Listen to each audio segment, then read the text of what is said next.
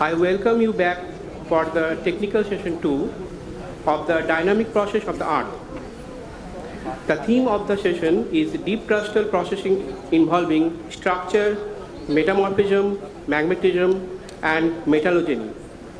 The session will be chaired by Professor Somnath Dasgupta and co-chaired by Professor Devashish Upadhyay. I request the chairs to kindly take their seats on the dais. Please, sir.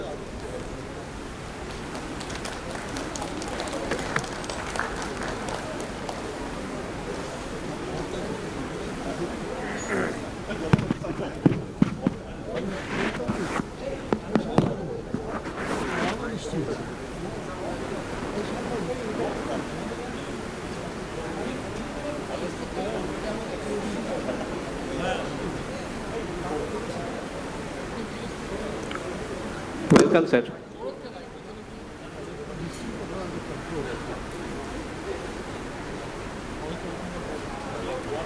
Now I request our students to honor the chair with flower bouquets.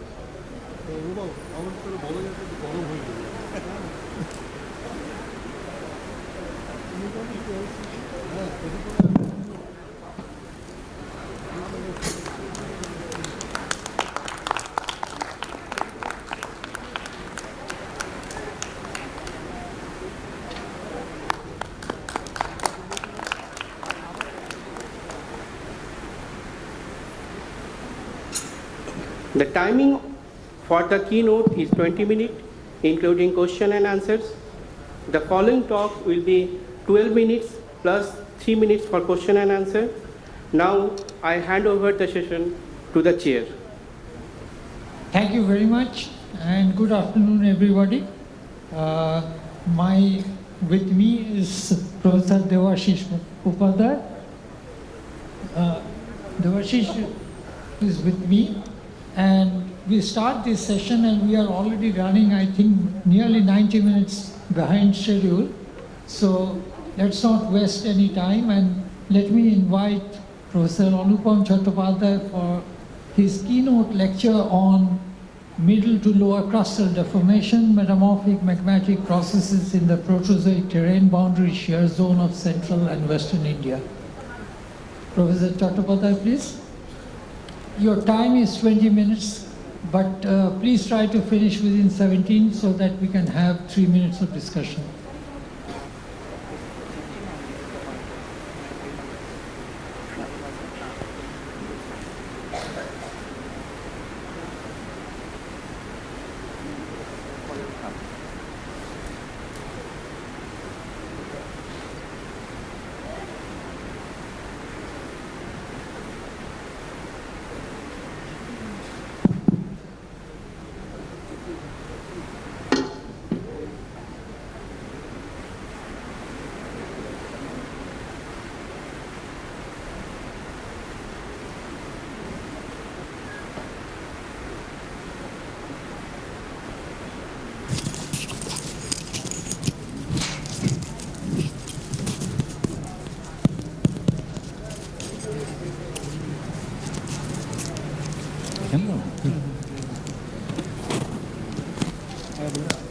Hello, hello.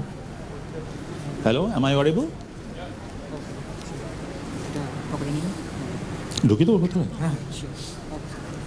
Thank you.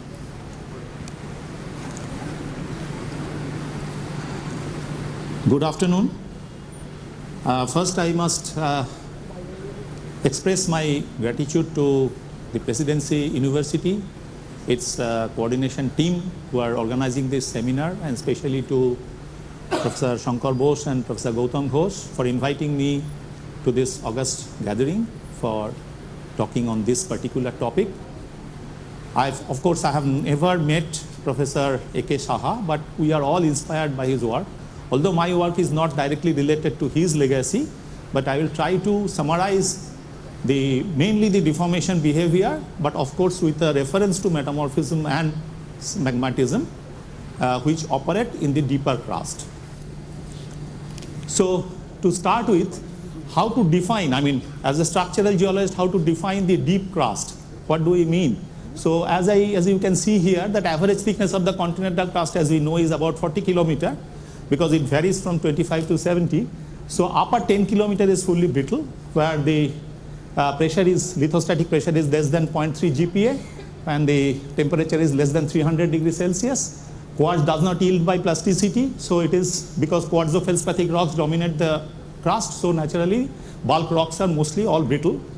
At a depth of about 10 to 15 kilometer, it doesn't directly change to plastic behavior, but there is a brittle plastic or viscous plastic transition at about 10 to 15 kilometer, which is shown here. It is about 300 degrees Celsius or more, where feldspar becomes fully ductile, but feldspar is still brittle.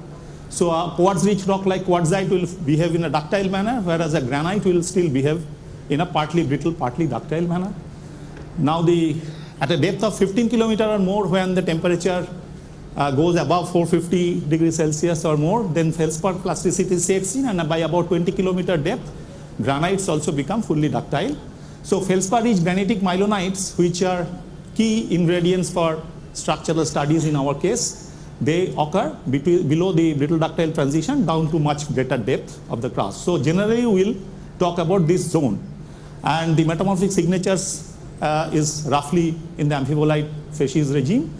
And the lithospheric strength, again, as you see, this is the strength profile of the continental crust. Again, at the upper mantle, it rises to a very high strength because of the presence of olivine, which is not yet plastically yielding till this depth.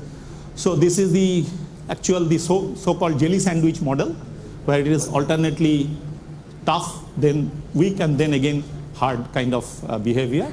So we'll be concentrating in the jelly part, which is somewhere here. So in this talk, I shall use two examples of regional scale shear zones which define major terrain boundaries, and I'll mostly talk about the deformation behavior of quartzo-feldspathic rocks in middle to lower crustal level within the shear zone and adjacent terrains, and through map scale to microstructural analysis, which elucidates the tectonic deformation processes and partitioning of strain especially. Metamorphic signatures will be briefly mentioned as and when applicable, especially for supracrustal rocks. And then geochemistry is not my subject, but I'll just briefly mention the geochemical character of the magmatic rocks, mostly granites, which are found in those shear zones. And then the related timing, some absolute timing is available about the shearing and associated magmatic activity, and the implication of these processes to the crustal collision accretion processes. And then we shall discuss this through these two shear zones, Gavilgod-Tan shear in central India and Phula-Dhanotpur shear zone in the western Indian Craton. So first start with Gavilgod-Tan shear. Actually, this is a part of the CITZ, Central Indian Tectonic Zone, which is shown here. You can see it is a transcrustal shear zone through the heart of India. And the central part of this in some parts of MP and Maharashtra has been studied in detail by myself and some of my other colleagues in recent years. So here we are seeing there are four major faults or shear zones.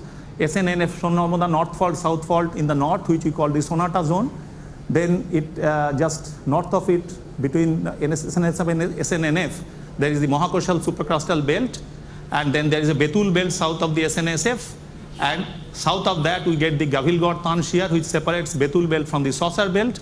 This is the manganiferous Saucer belt, and it is separated from the Balaghat-Bhandara side, Bhandara Craton, through by the line called CIS, Central Indian Shear or Suture, and this is laced with typical granulites, podiform granulites called Balaghat-Bhandara granulite, and just south of GTAZ we have another set of granulites called RKG, the Ramakona-Katangi granulites.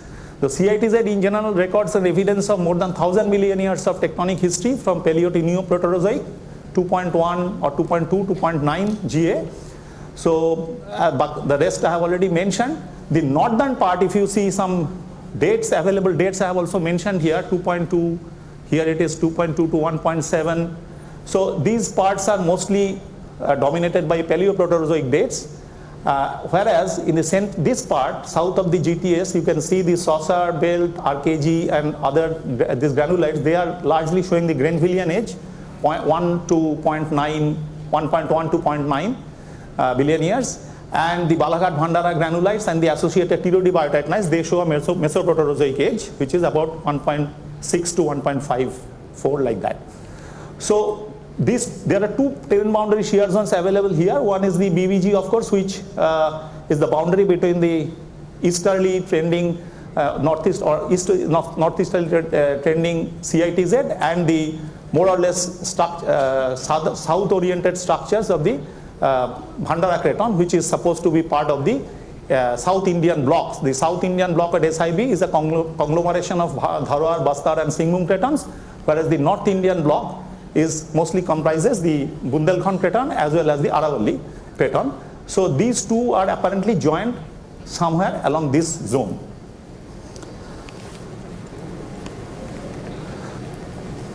So this is the Gavilgarh Tan shear that we are concentrating on. This is the Google Earth picture. You can see the beautiful bending of the river. And when you do map, this is the map which is showing several types of myelonitic granites. And these are the different types of granites that have intruded sheet-like bodies along the shear zone. So these kind of almost planar sheet-like bodies, they are typically found when granites are seen tectonically if they intrude the shear zones. Different types of granites are available, at least 4 varieties. Some are shown here. They mutually intrude each other. One is folded, another has intruded it, then again it gets folded. So there is actually, overall, we can say that they are synchronous intrusions, which are more or less at the same time. Different varieties have come up, intruding each other. So this is just a glimpse of the major element geochemistry and some REs. So here you can see that geochemically these granites mostly belong to the granite to quartz monzonite, some of them quartz granodiorite variety. They're mostly calc-alkaline in character, paraluminous.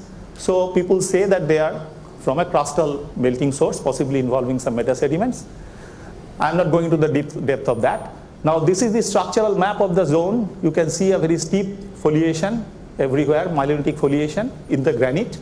And if you see the lineation, there are very shallow plunging stretching lineations in the central part, whereas outside you are seeing steeply plunging lineations. The cause of that I will elucidate later. So this is generally a strike-slip shear zone. Now these are some photographs of the shear sense indicators, beautiful porphyroclasts of feldspar within the granite. All of them are showing consistently sinistral sense of shear from the top, because this is the ideal exit section, because it is a laterally shifting shear zone, that is the strike-slip shear zone. Some of them are overturned.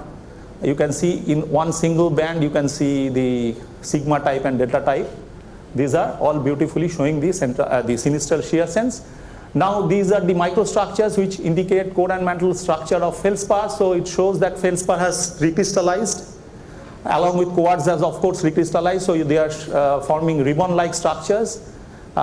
Within the ribbons we can see some of the quartz patches. We can see regime 3 grain boundary migration recrystallization. They indicate higher temperature, more than 550 degrees Celsius. We also see formation of myrmekite lobes around the potash feldspars, and these are also petrogenetic modeling shows that they are mostly formed in an above 450 to 500 degrees Celsius. So overall they are more or less in the depth of about 15 to 20 kilometer, about which I was talking earlier. So to see the flow pattern in detail, we have tried to find out the internal vorticity. As you know, vorticity is a measure of internal flow of the nature of flow of the rocks. So that is generally measured through a number called kinematical vorticity number of Truesdale, which we have used by a particular technique. So as you can see that if the WK, that is the vorticity number, is 0, it is pure shear, that is there is no actual rotation internally, whereas in case of simple shear it is 1, it is a continuous rotation, whereas if it is in between, then there is a different proportions of simple shear and pure shear. So we try to see this, and using kinematical vorticity number analysis by hyperbolic porphyry-closed hyperbolic distribution methods. So they are showing that there are different types of vorticities are found. Once here it is very high, and as you go towards the side of the shear zone, they become quite low. So this part is simple shear dominated, much closer to simple shear, whereas this is closer to pure shear, and this actually shows that there are partition transpiration system. So if you can see here, it is something like this, that the oblique convergence has been partitioned into a strike slip zone and a pure shear compression zone, and you can see that here the stretching lineations are nearly vertical, whereas this is much horizontal.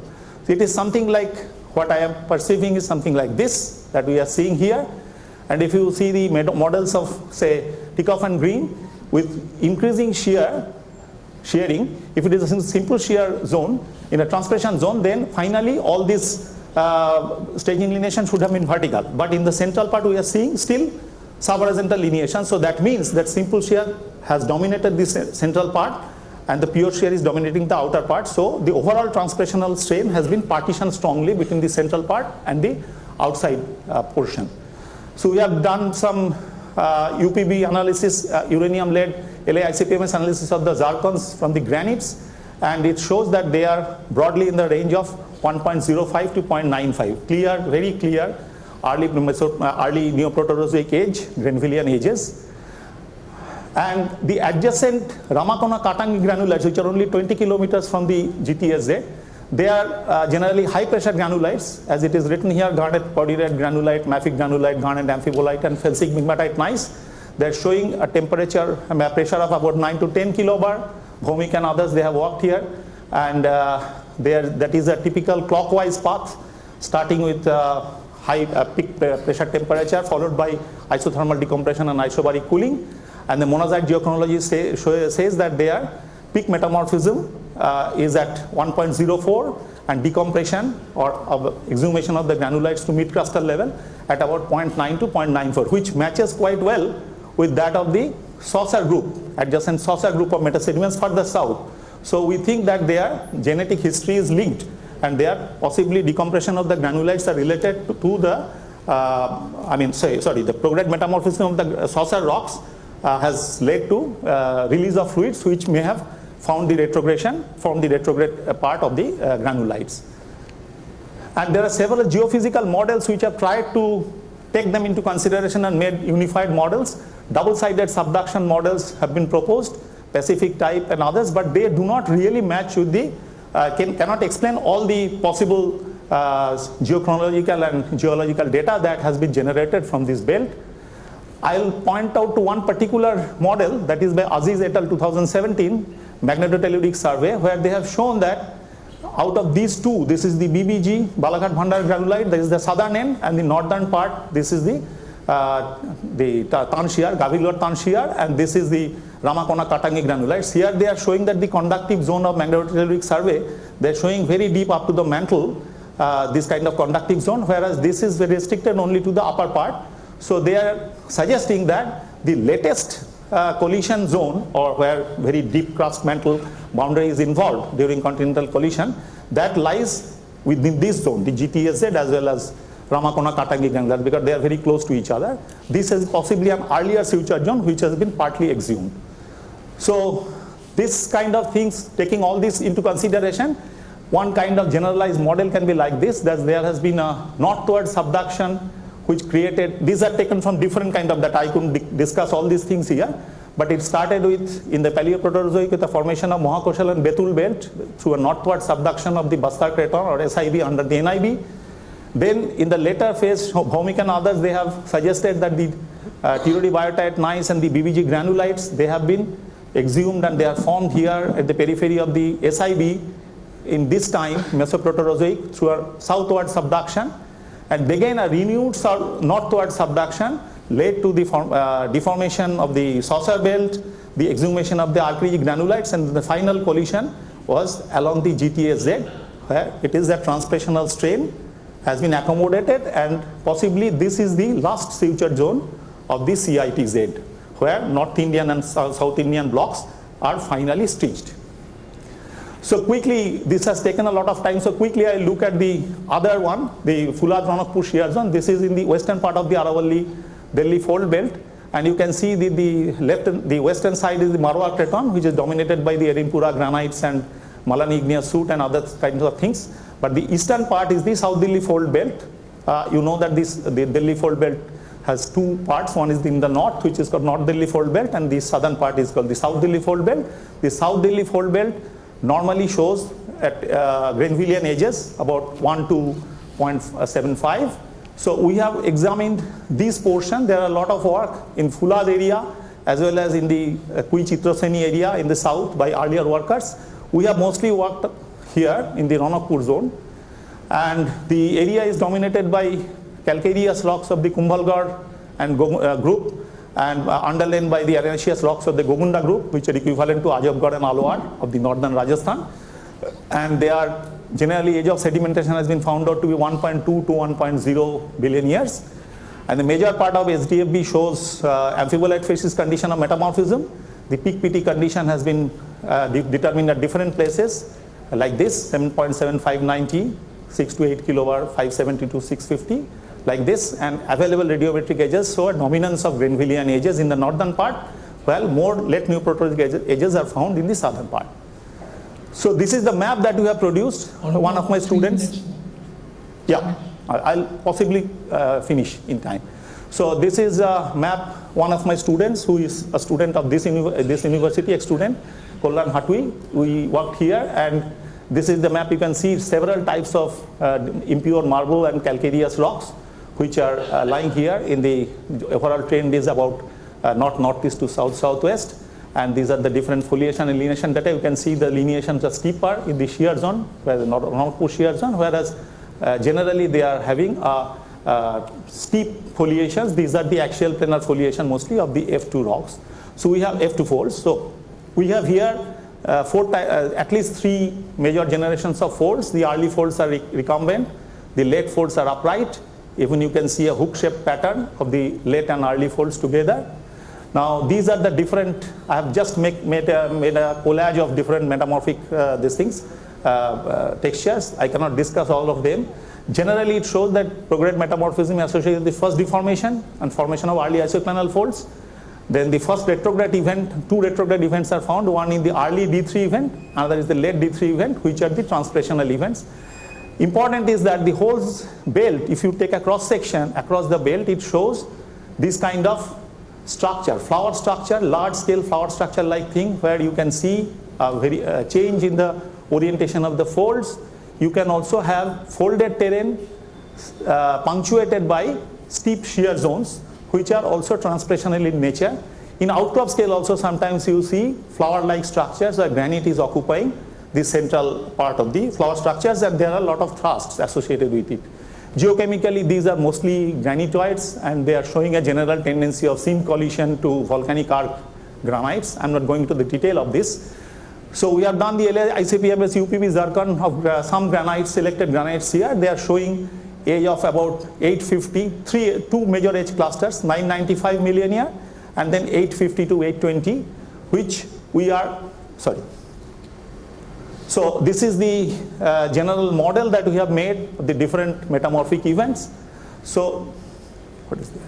Summarizing, in the Fulad Ranakpur shear zone we get 3 major zircon age clusters, 995, 850 and 822 to 819. The last 2 ages are related to D2 and D3 events, that is folding, but the earlier folding and transpiration related events, but the earliest 995 million year is possibly predating this, and that is possibly initiation of the subduction collision system, subduction system that started at around that time, and final closure was by 820 million years. So it is a large, at least 200 million year spanning orogeny with a pulsating nature. Partition, transpiration and sin shearing granite plutonism indicate oblique collision. So what we mean by this is that it is this kind of a model. You can see folding and shearing, punctuated domains. So mostly during the oblique collision, sometimes it is getting folded, sometimes they get, sir, I'll take just 1 minute, I'm just in the last slide. So this is the, most of the shear strain has been concentrated in the shear zones. So polarity of subduction is uncertain as in most cases, but what we can see here is that in some models they show westward subduction of most of the around the Delhi fold belt. But problem is it is there only along the eastern zone. The western boundary, which is actually the Fulad-Banakpur boundary, that is shown as a passive margin, which doesn't fit the data. But the Kaur et al. And others, Kaur et al., they are showing that there is possibly eastern, they have interpreted an eastoid subduction and exhumation of the Fulad granule ophiolites and the related structures. We are mostly thinking of in this line only. So if you see, finally, this is the last slide, we can see that the SIB and NIB has been joined like this. This is the Marwar craton, which is also joined to the Aravalli craton. Now if you see that our findings say that this is the early Grenvillian ages, and this is Grenvillian 2 middle Neoproterozoic ages. So the finally we can say that if this is the case, then the Greater Indian landmass first formed by joining the NIB and the SIB in around 12.95 thousand to 950 million year. But the Marwar craton joining with the ADMB could have been as late as 820 or 800 million year roughly.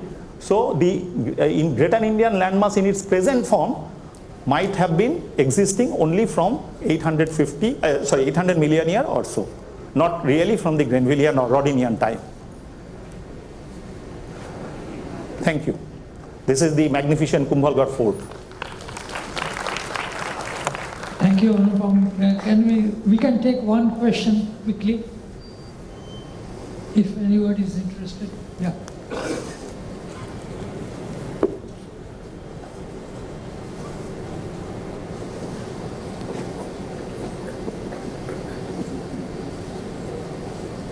Excellent talk, sir.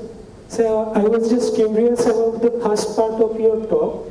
So there you showed that strain is like heterogeneous. It is different in the core of the shear zone and different in the towards the wall rock. So when you measure the vorticity, which method you used? We use porphyroklast hyperbolic distribution of Simpson and D power. Okay, so I was just curious because when deformation is occurring, along with deformation, there is also advection of the rock volumes, right? So at one point the rock volume is at L1. With time it will be at somewhere L2. At L1 it suffered one kind of deformation. At L2 the vorticity might be different. Yeah, so that kind of, I understand your question, but that kind of time dependent change in the flow pattern, that could not be traced with this kind of data. For that we need much more detailed and not only detailed sampling and analysis, but at the same time very detailed geochronological data. And as you know, very high resolution geochronology is difficult in a deformed granite. So that is the problem. We didn't try that. We only tried to see what is the general bulk pattern of flow in the central part and in the outer part.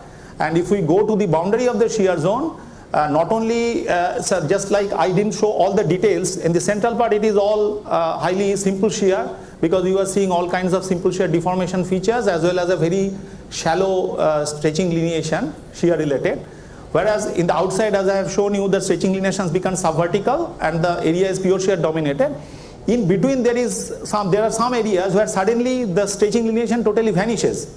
It becomes an S tectonite. There is no L. So that is possibly the transition zone. So all the details I didn't have time to discuss here. Thank you, sir. Thank you. Thank you, Anupam. So thank you very much for an excellent talk. Thank you.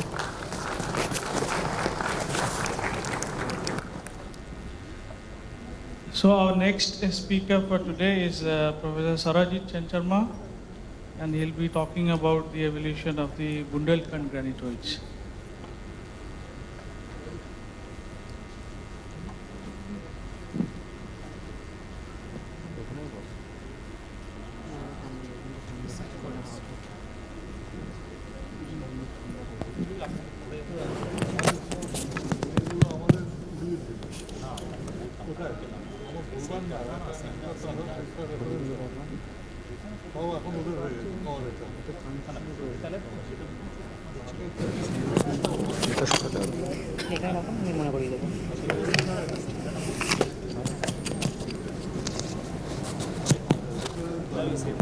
This is for left pointer. Slide change এর জন্য আর এটা হচ্ছে pointer, ঠিক আছে? কোনটা pointer বলো? এইটা pointer লালটা, আর স্লাইড চেঞ্জের জন্য এই দুটো। আচ্ছা ঠিক আছে। Professor Sharma, I would request you to try and finish in 12 Okay, minutes. I'll try. And so that we can have a few minutes for questions. Good afternoon, everyone. It's a great privilege for me to be invited in a commemorative seminar of Professor Saha. It is a very emotional thing for me. Over the years, being in the profession for some time, I have realized how difficult it is and how challenging it is to inspire generation of students and to make them that how to love the subject. Professor Saha will be remembered for that. Professor Saha, actually I may say, Professor Saha had an academic link with Lucknow, particularly with Professor R.C. Mishra. He had corresponded, he had interacted with Professor R.C. Mishra on Bundelkhand granite time to time, that I am told. And today, I will be also presenting some aspect of our research in Bundelkhand granite. I have a wonderful team with me. I am learning from them. Professor Motin is here, Devajyoti Paul, and my student currently working in the area in PhD, her PhD work, that is Devanshi. This is a simplified map of the crater, just a wide expanse of granitoid and traversed by northeast southwest trending quartz reefs, what sometimes also we call great quartz veins, and northwest southeast mafic intrusive dikes. These are the major lithologies, and some dates are there which I have put in there. Important part is that granite timing is about 226 roughly speaking to 25, but it has extended little younger also. Mafic dikes of about that age of 2200, etc. And quartz reef is less dated, but the available dates is about 2000 or greater than 2100.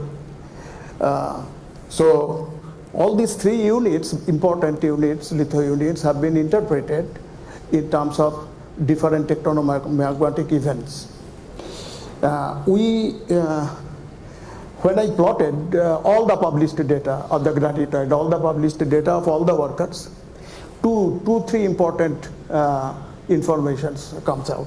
That it is mostly intermediate in chemistry. So Bundelkhand granite, so to say, has least true granite in that sense. It is mostly of intermediate composition, Monzo granite being the dominant lithology, granodiorite is there, and other cyanogranite and all these things are there. Important second point is that all the data shows some normative pyroxene comes in the analysis, but not a single grain of pyroxene there in the rock. I will come to this point later in the talk. And importantly here, that when we find that in the field, we find in the fractures and joint planes in all directions. In the regional map, it is shown there is a east-west trend, there is a northeast trend, and there is a northwest trend. In the satellite imagery data has also shown that.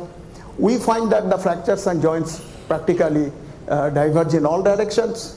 Not only in granite, we have got the right-hand side that your dolerite intrusive rocks also showing that kind of a fracture systems. And recently, this is Devanshi's plot. Quartz veins are also showing similar kind of pattern. This is, we believe to have identified some submagmatic fabric in granite with alignment of, preferential alignment of, tentative alignment of intercrystalline deformation-free feldspar with interstitial quartz, later from interstitial quartz. There is in the dike lower left that pyroxenes are aligned in a particular direction, 2-3 directions, but there is no imprint of deformation intercrystalline. And similarly, same thing can be observed in the quartz reef rocks. So our conclusion is that all these three units basically has formed under a common stress regime, which is a fundamental departure from the existing observations and inferences in the existing literature. Now, this is the overall geochemical characteristics of granitoid. It is broadly meta-aluminous to para-aluminous.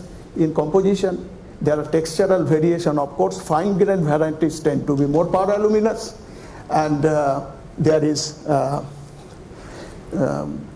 significant negative anomaly for strontium, europium, barium, and negative barium anomaly and high RBS are issues that could be fluid induced, that I will be coming later. But the important point here is that the regular geochemical patterns, I could not plot everything here, geochemical patterns are regular, and there is no significant fractionation for plagioclase feldspar or biotite or porous feldspar.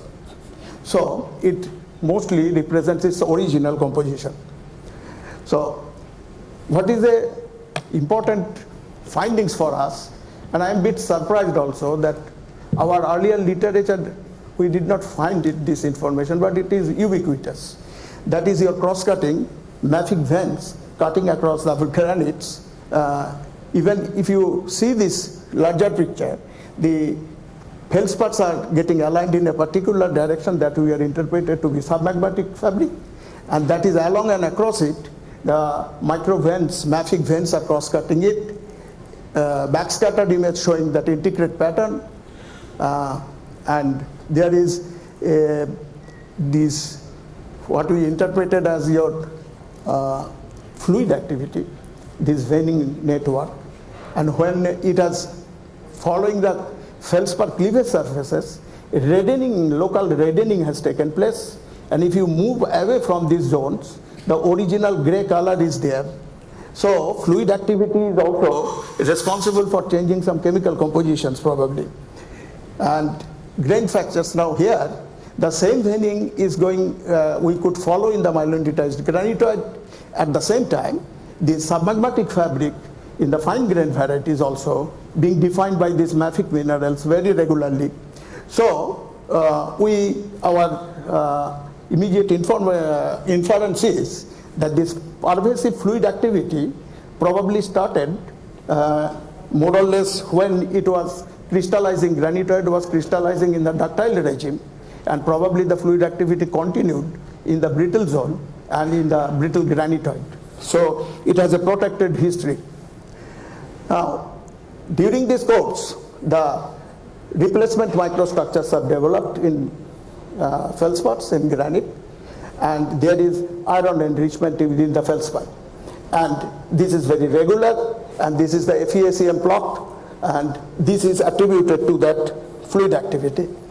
Now, this mafic vein composition looks like chlorite under microscope, but it is not exactly chlorite. I have checked and compared with the chlorite data, but it has an overlapping FeO-MgO ratio with tholitic pickrite, mantle-derived tholitic pickrite, olivine tholitic rocks, and it has a low MgSi ratio, and it has a very importantly that it has a overlapping value for MgSi for the aqueous fluid equilibrated with peridotite at 1100 or 1200 degrees centigrade temperature. And these mafic veins, it is inseparable, it is in micron scale, and probably for this your pyroxene appeared in the norm in granitoid. We developed this PT estimate. We found out this euhedral magmatic epidote, which we reported long back in Goldsmith, in granite, and that has been useful for our pressure estimate. We have done the apatite thermometry, very importantly, quartz in titanium in quartz, biotite thermometry, apatite saturation temperature estimates, and all these we put together, we get a very overlapping, consistent numbers. And importantly, what we find that Bundelkhand granitoid may have a history of about 900 to 700 or little below 700 degrees centigrade, and at a pressure depth of 8 to 9 to up to 2 kilobar. That means it has a entire crustal history involved here. But what is important also at the same time, that these granites are also showing less than 700 degrees centigrade temperature below the granitoid solidus. 600 or below temperature is there, and it may have its significance. Put into the phase diagram, all the data, not our data, published data also, reasonably good data, we find apparent scatter, but if you follow that there is a trend. There is a trend, and it is coming from say 8 to 9 kilowatt pressure and up to the 1.5 or 2 kilowatt range, and this is a polybaric crystallization history is there. We find that it is a transcrustal evolution indication, and fluid present deeper crustal condition at crust mantle depth is this model is preferred.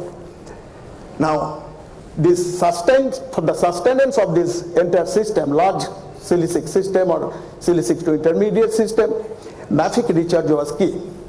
Now, mafic recharge has been can be understood in terms of syncrystallization of mafic magmatic enclaves, where pink feldspar in mafic enclave and the host granite aligned similarly in both, where in the upper top diagram, right hand side, feldspar has crystallized across MME and granitoid. It is a synplutonic origin, and the fluid activity that is going on simultaneously, that the dolerite dike is sending tongues, and which finally giving rise to this veining activity. We try to understand geochemically here.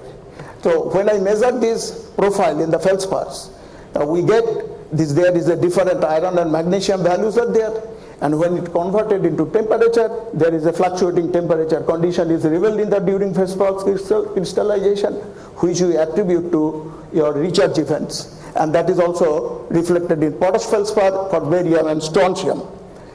Now, these deep fluid linked mafic dikes have these characteristics, and when compared with the dolerite dike, they have common characteristics of negative barium anomaly and negative strontium anomaly, and this is temperature about 950 degrees centigrade if fluid considered, then enriched mantle source of dolerite dikes are involved. And in the crust mantle depth, the pyrenoparoxene fluid partition coefficient may be greater than 1, and that could attribute to the negative strontium anomaly. There is no case of plagioclase feldspar crystal fractionation. So for this, we try to understand this spectrogenetic model in terms of experimental phase diagrams. If I consider a peridotite H2O system, in the arch mantle condition, this fluid and the mafic silicate melts may have behaved as a single phase, and as it come up at the crust mantle depth, it's separated, absorbed into two units. One is the silicate melts with less dissolved water, and another is a silicate dissolved aqueous fluid, which is appeared and disseminated as mafic vents. And in that case, we find that this FeMg sodium potassium rich fluid and the mafic magma is basically linked process, and this granitoid and doleritic and noritic dikes and the quartz reef system are part of the same one tectonomagmatic event. Now, when it is compared with the age constraints, we get an overlapping age for all these things within the error bars, 100 million years of error bars. This differs and that broadly overlapping. But here it is important that Cow et al. Has reported in their very, very good paper, I would say, that apart from the normal values of hafnium isotope, there are certain areas, pockets, where higher values are indicated, and they have written, I have put it in inverted comma, that evidence for new zircon growth is related to emplacement of mafic dikes. Basically here, the fluid has played a role, and that we interpret in combination with our less than 600 degrees centigrade temperature, that probably the Bundelkhand granitoid started to crystallize at the magmatic temperature, but may have continued into the magmatic hydrothermal transition below granitoid solidus. We are still working on it, and probably we'll get some better information. This is my last slide.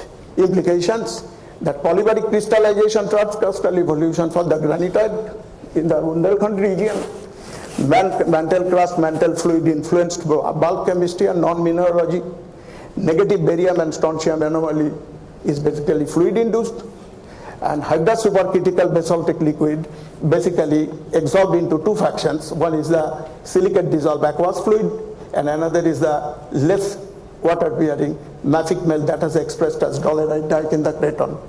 and this is linked to a single tectonothermal magmatic event. Thank you very much. But I must acknowledge here, with this our data, a lot of students have worked, MSc students. Everybody's name is not there, and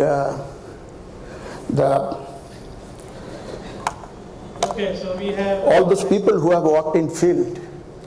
Thank you very much. Thank you. So we have time for a question.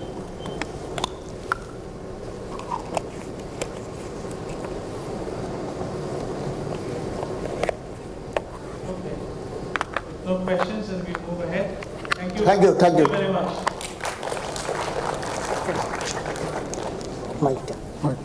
Thank you, Shamji. So may I invite now Dr. Srinivas Sarma from NGI to give a talk on gold mineralization and dike magmatism in the Dharwad Craton, insight from geochronology. Dr. Sharma, please. So your time is 15 minutes, and please try to finish by 12 so that we can have some discussions. Thank you.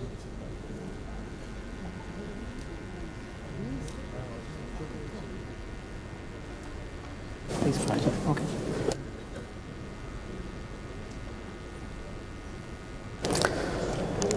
Good afternoon, everyone. Thank you very much for inviting me here, Professor Shankar Bose, Gautam Ghosh, and Professor Ajit Ray. Thankful to you all having me here. So I'll talk about the gold mineralization and dike magmatism in the Dharwad Craton. Basically, this is the work that has been carried out in an Indo-Australian project with the gold mineralization part. And we have developed a new tool, not really new for bedillite, but bedillite was analyzed by different methods earlier. So we have developed a thermal extraction technique, so that I am going to present today. So before this, several people have talked about the zircon geochronology since morning. However, I would like to point out zircon, along with zircon, which has got very high blocking temperatures, there are a couple of other minerals which are, very good material to do basic and precise geochronology.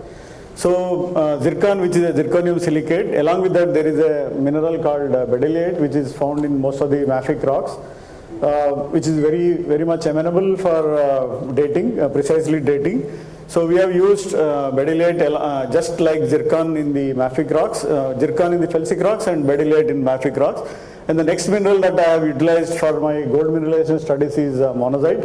So monazite and xenotime both are the light and heavy rare earth element phosphate, so which were found in most of the hydrothermal systems. So we have utilized these two minerals for dating the gold mineralization events in the Dharwad Craton. So I am going to present few of case studies, so I don't really have to talk about this. We all know zircon is very resistant, so that is being utilized for geochronology. Now anybody talking about geochronology nowadays talk about only the zircon geochronology. So I will not get into zircon part, but the hydrothermal monazite, monazite, we all know it grows in different environments. You find it in magmatic environment, you find it in detrital environment as well as in the hydrothermal system. So there is a paper, this was the time in 2004 when this hydrothermal monazite xenotime geochronology were growing.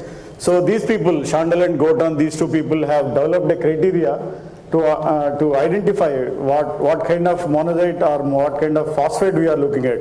This is basically for monazite, but xenotime also occurs in similar settings. So this is the criteria having in clusters, and most of the times they are less than 10 micron grains if they are hydrothermal. If they are magmatic, they will be slightly bigger. And it grows along with sulfides and oxides. So whenever we are talking about hydrothermal minerals, mostly in gold deposits we have different kinds of sulfides, pyrite, arsenopyrite.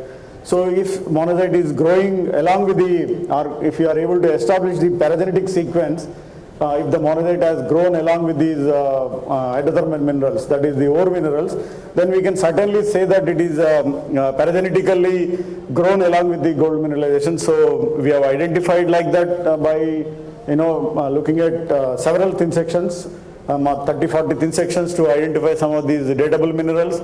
And then the very other characteristic feature is the thorium concentration in the monazite or xenotime. Generally, the magmatic monazite has got 3 to 5% of thorium, whereas in hydrothermal monazite it is less than 1% most of the time. So this is one typical characteristic to identify hydrothermal monazite. So then this particular point has been utilized to age date the gold mineralized zones. So these are the minerals before we started the work. These are the minerals we were targeting at. Zircon for to constrain the age of the host rocks, and these monazites, hydrothermal phosphates, basically to identify them in the alteration assemblage to directly date the gold mineralization events. So these were a few of the deposits. Hope you are all aware the Dharwar Ketan, the eastern part of the Dharwar Ketan and western part of the Dharwar Ketan. The eastern Dharwar Ketan has got more voluminous amount of gold deposits. Kolar to start with in the southern part, which is transition zone between the granulate facies metamorphism and amphibolite facies metamorphism. In the northern part, Hatti is the only current gold deposit where the gold is being produced. So we have selected Hatti as because it is a running mine, so where we can sample better. And these two deposits, one from Gadag and one from Ajanalli. Gadag is in the northern fringes of Chitradurga greenstone sequence, Ajanalli, which is a BIF hosted kind of gold mineralization. So these three deposits were dated with our studies. So to start with Hatti, this is the Hatti gold deposit where the lodes are associated along with this shear zone. There are few other lodes, however they are not being mined as yet, but Hatti, this is the proper mine which is being utilized, which is being mined now. And then there are a couple of other satellite deposits, one in Ooty, which is mined as an open cast mine, another one at Hirabudini. So these three mines are currently operational in Hatti greenstone sequence. So this is the disposition of lodes in the Hatti gold deposit. There are several lodes, at least 8 lodes, which are being mined at different depths. And we have sampled here for this BT5, you can see here one star, couple of stars here. So these are the places where we have sampled for the gold mineralization dating. So, and also to constrain the host rock, we have sampled one of these felsic rhyolite from the Hatti gold deposit. So we have dated. So this is one of the zircon mount where we have 2 samples of zircon, one from the, just forgot to show, this is one granite, intrusive granite. This also we have tried to date, which is also very close to proximal to the gold mineralization. So then we have utilized zircon and the hydrothermal monazite. You can typically see most of the grains are in clusters. You can see these monazite grown in the clusters, and then most of the grains are less than 10 microns, whereas at one or 2 places we were very fortunate to have couple of monazite grains which are more than 30-40 microns. So this has actually given us scope to utilize the material. It was very difficult to find these minerals in the thin sections. So, and to prove it and to erect the paragenetic sequence for the gold mineralization, so we have seen that monazite associated with the arsenopyrite with similar characteristics. You can see they are grown in clusters. So monazite associated with arsenopyrite, we could establish the paragenetic sequence. And these minerals, wherever they were identified from the thin section, they were drilled out to make a mount like this. So, and then these were identified in the shrimp, and then we have dated the gold mineralization events. So these are some of the Concordia plots for the Hatti rhyolite, which is dated at 2587, and the granitoid age which is 2545, and then we have dated the monazite. So very many spots on this particular grain, but we have dated other grains as well, not to bias only from this big grain. So the summary is like this: the felsic-volcanic is 2587 kind of million years, and then these two, both gold mineralization and intrusive granitic magmatism, was very similar. So these results are published in Economic Geology, so some time ago. So you can see if you are interested. Then the Gadag, again there are different lodes. One in the western fringes, the Hosur, here is the gold mineralization, and then central lodes extends almost all through the greenstone sequence in the central part, and eastern also there was some gold mineralization. So this is the disposition of lodes from Gadag greenstone sequence. So we have sampled, we are fortunate to have some core samples, so we have utilized those core samples for dating. Again, proving them to be associated with the mineralized zones, like associated with pyrite and arsenopyrite. So fortunately we had some xenotime also from the Gadag and Ajanalli gold deposits. So we have clubbed these two data sets as they are from the same greenstone sequence was number one, and they were yielding similar kind of ages. So we have clubbed these two data sets to get the ages like this. So the felsic-volcanic age is almost similar to that of the Hatti, that is the eastern Dharwar-Keton greenstone sequence is similarly aged to the western Dharwar-Keton greenstone sequence, and the gold mineralization is slightly younger. There it was 2545, and whereas here it is 2523. And the intrusive granite, which we have dated from the western fringes, a place called Chabbi. So there were two different ages. One is this is the zircon age, and other one is the titanite age. So there were two populations of titanite. One of the population is just similar to that of the gold mineralization age. So again, showing some the granitic intrusion related kind of gold mineralization in the Gadag and Ajanalli greenstone deposits as well. So this ends my the gold mineralization part. So the final result to show is that there is a plot which shows all the gold mineralization ages which are called giant gold deposits, which are at least 100 tons of gold produced mines. So when there was a compilation by Frank Berlin in 2006, the global gold mineralization age was shown at 2.65 to 2.75, whereas the Dharwar-Keton gold deposits are slightly younger. So the greenstone and gold mineralization sequence was similar in any other cratonic area, whether it is Canadian gold deposits or the Australian gold deposits. However, they are 80 to 100 million years younger compared to the any other gold deposit. So the crux is that whenever we are looking or exploring for planning for the exploration for gold mineralization, so there is a tendency to look at the younger greenstone sequences rather than the older greenstone sequences for the gold mineralization. So I'll just quickly go through the bedellate mafic geochronology that we have developed, mafic magmatism geochronology. So this is a paper published in 2014 by one of my senior colleague, Dr. Anil Kumar, and I was also part of it, where we have established this protocol, lead geochronology. So bedellate is also very much similar to that of zircon. This is a zirconium oxide mineral, which is also very uniform. In zircon you will find the core and rim relationships, whereas in bedellate there won't be any core rim relationships. Most of the grains that we have seen with the backscattered electron image, so there was absolutely no chemical or optical zoning that we could find. So most of the grains are very similar. So what we do is the bedellate grains we separate with a Wilford table water kind of system.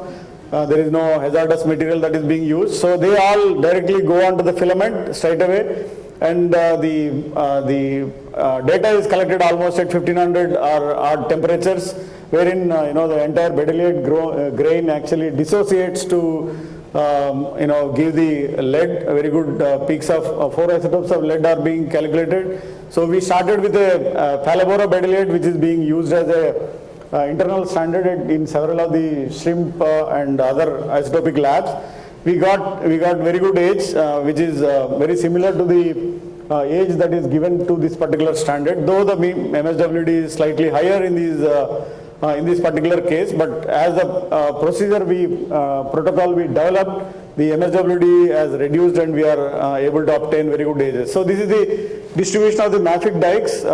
Me and some of my students are working on these mafic dikes to understand the paleocontinental reconstruction. So this particular student has done two particular ages, 2.21 and 2.18. So, and she tried to propose a model paleocontinental reconstruction for which is correlatable with that of slave superior and slave cratons. This is the position, paleo position where at the almost done, sir. 1.8 and 2.1. So several such ages we could deduce from the Vedilate. So these are some of the publications that we have done. Finally, thank you very much. Thank you very much, Dr. Saha. Can we have one question, please? Quickly, if anybody.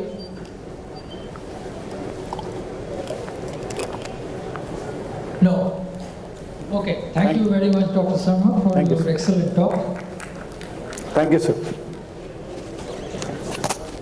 So our next talk is on Precambrian crustal evolution of the southern granulite terrain, and it's my pleasure to invite Dr. J.K. Thompson.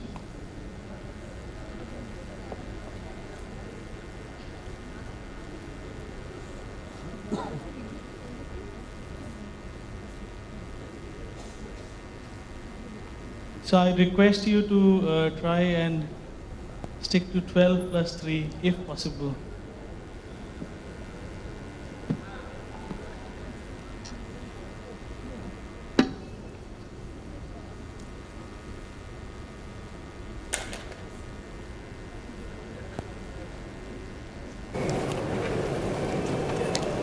Good afternoon all. Good afternoon, respected chair. And it's my pleasure to be here, and I'm very honored to be invited. Thanks to the organizers and especially to Professor Shankar Bose and Professor Gautam Ghosh for having me here.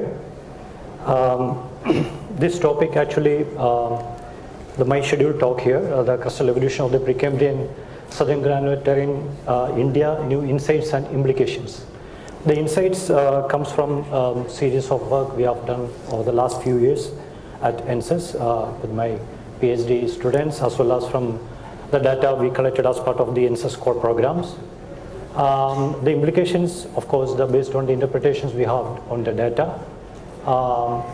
Basically deals with the crustal evolution of the southern granulate terrain and how that crustal evolution of the terrain in turn is interpreted in tandem with the evolution of other supercontinents, or say the East Gondwanan terrains such as Sri Lanka, Madagascar, Antarctica, etc.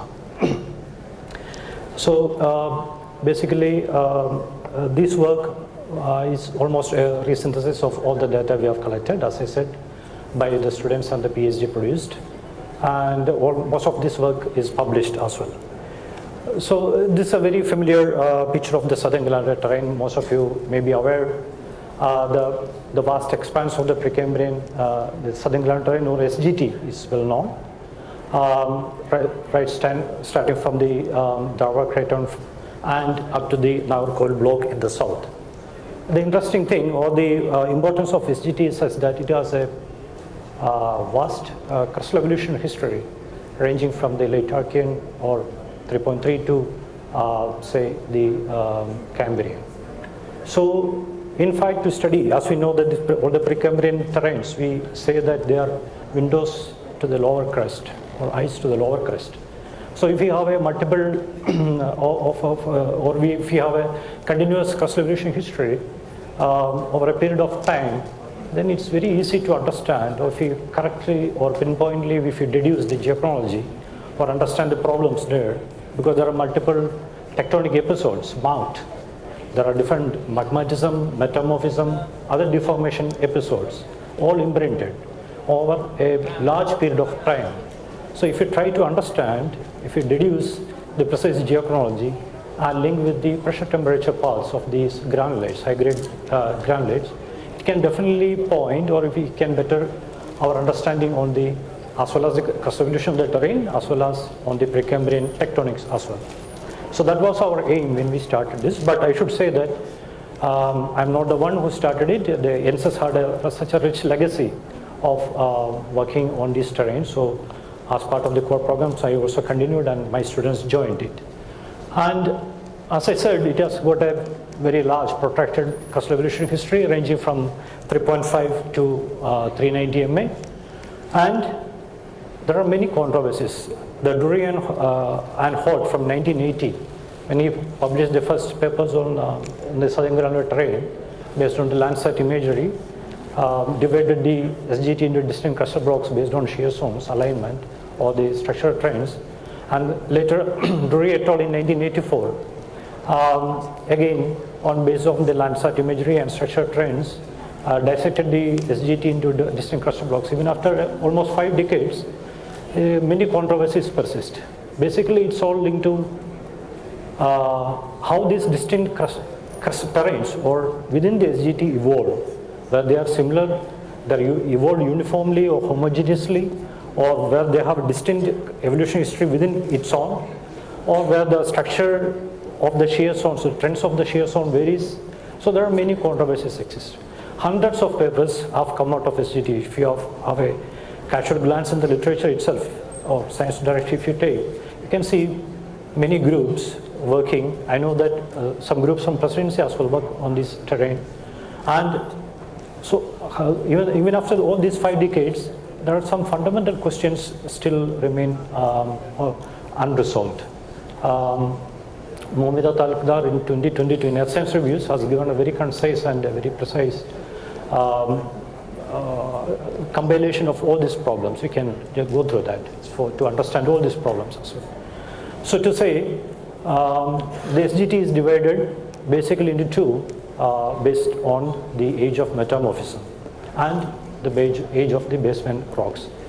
Towards the north, it is divided to Archean Paleoproterozoic granulate based on the 2.5 GM metamorphism, whereas classically, I mean, some workers say that the south of the Palakkad Kaveri shear zone, there are no imprints of 2.5 GM metamorphism. I should say that the SGT is divided basically based on the presence of the distinct crustal blocks, which are shear zones, which are basically east-west trending.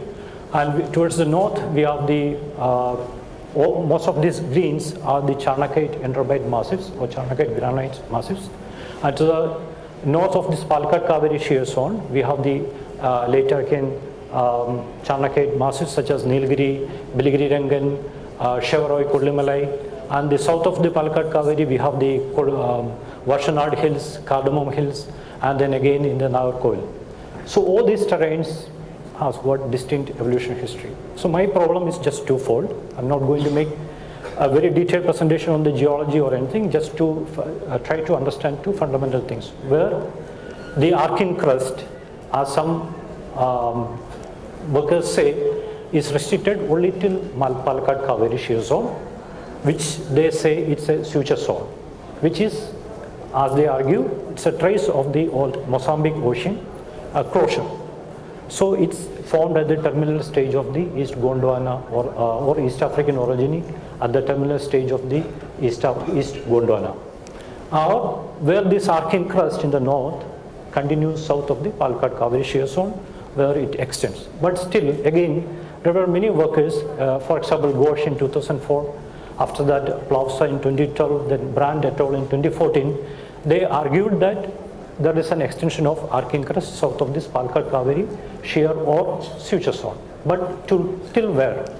They told that the shear zone extended up to a newly identified shear zone known as Karur, Kambam, Painav, Thrissur shear zone.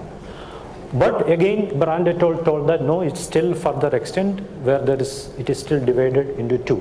So we have to find out where there is an Archean crust extending south. If so, what is the evolution history in that? So if there is an Archean, if the terrain extends south of Palakkad Kaveri, then what's its relation with other Gondwanan terrains. So the Brand et al. In 2014, he argued that no, Palakkad Kaveri shear zone is not the suture. Instead, we have a suture at the Moyar Bhavani, much north, Moyar Bhavani Kaveri suture zone. He termed it suture zone.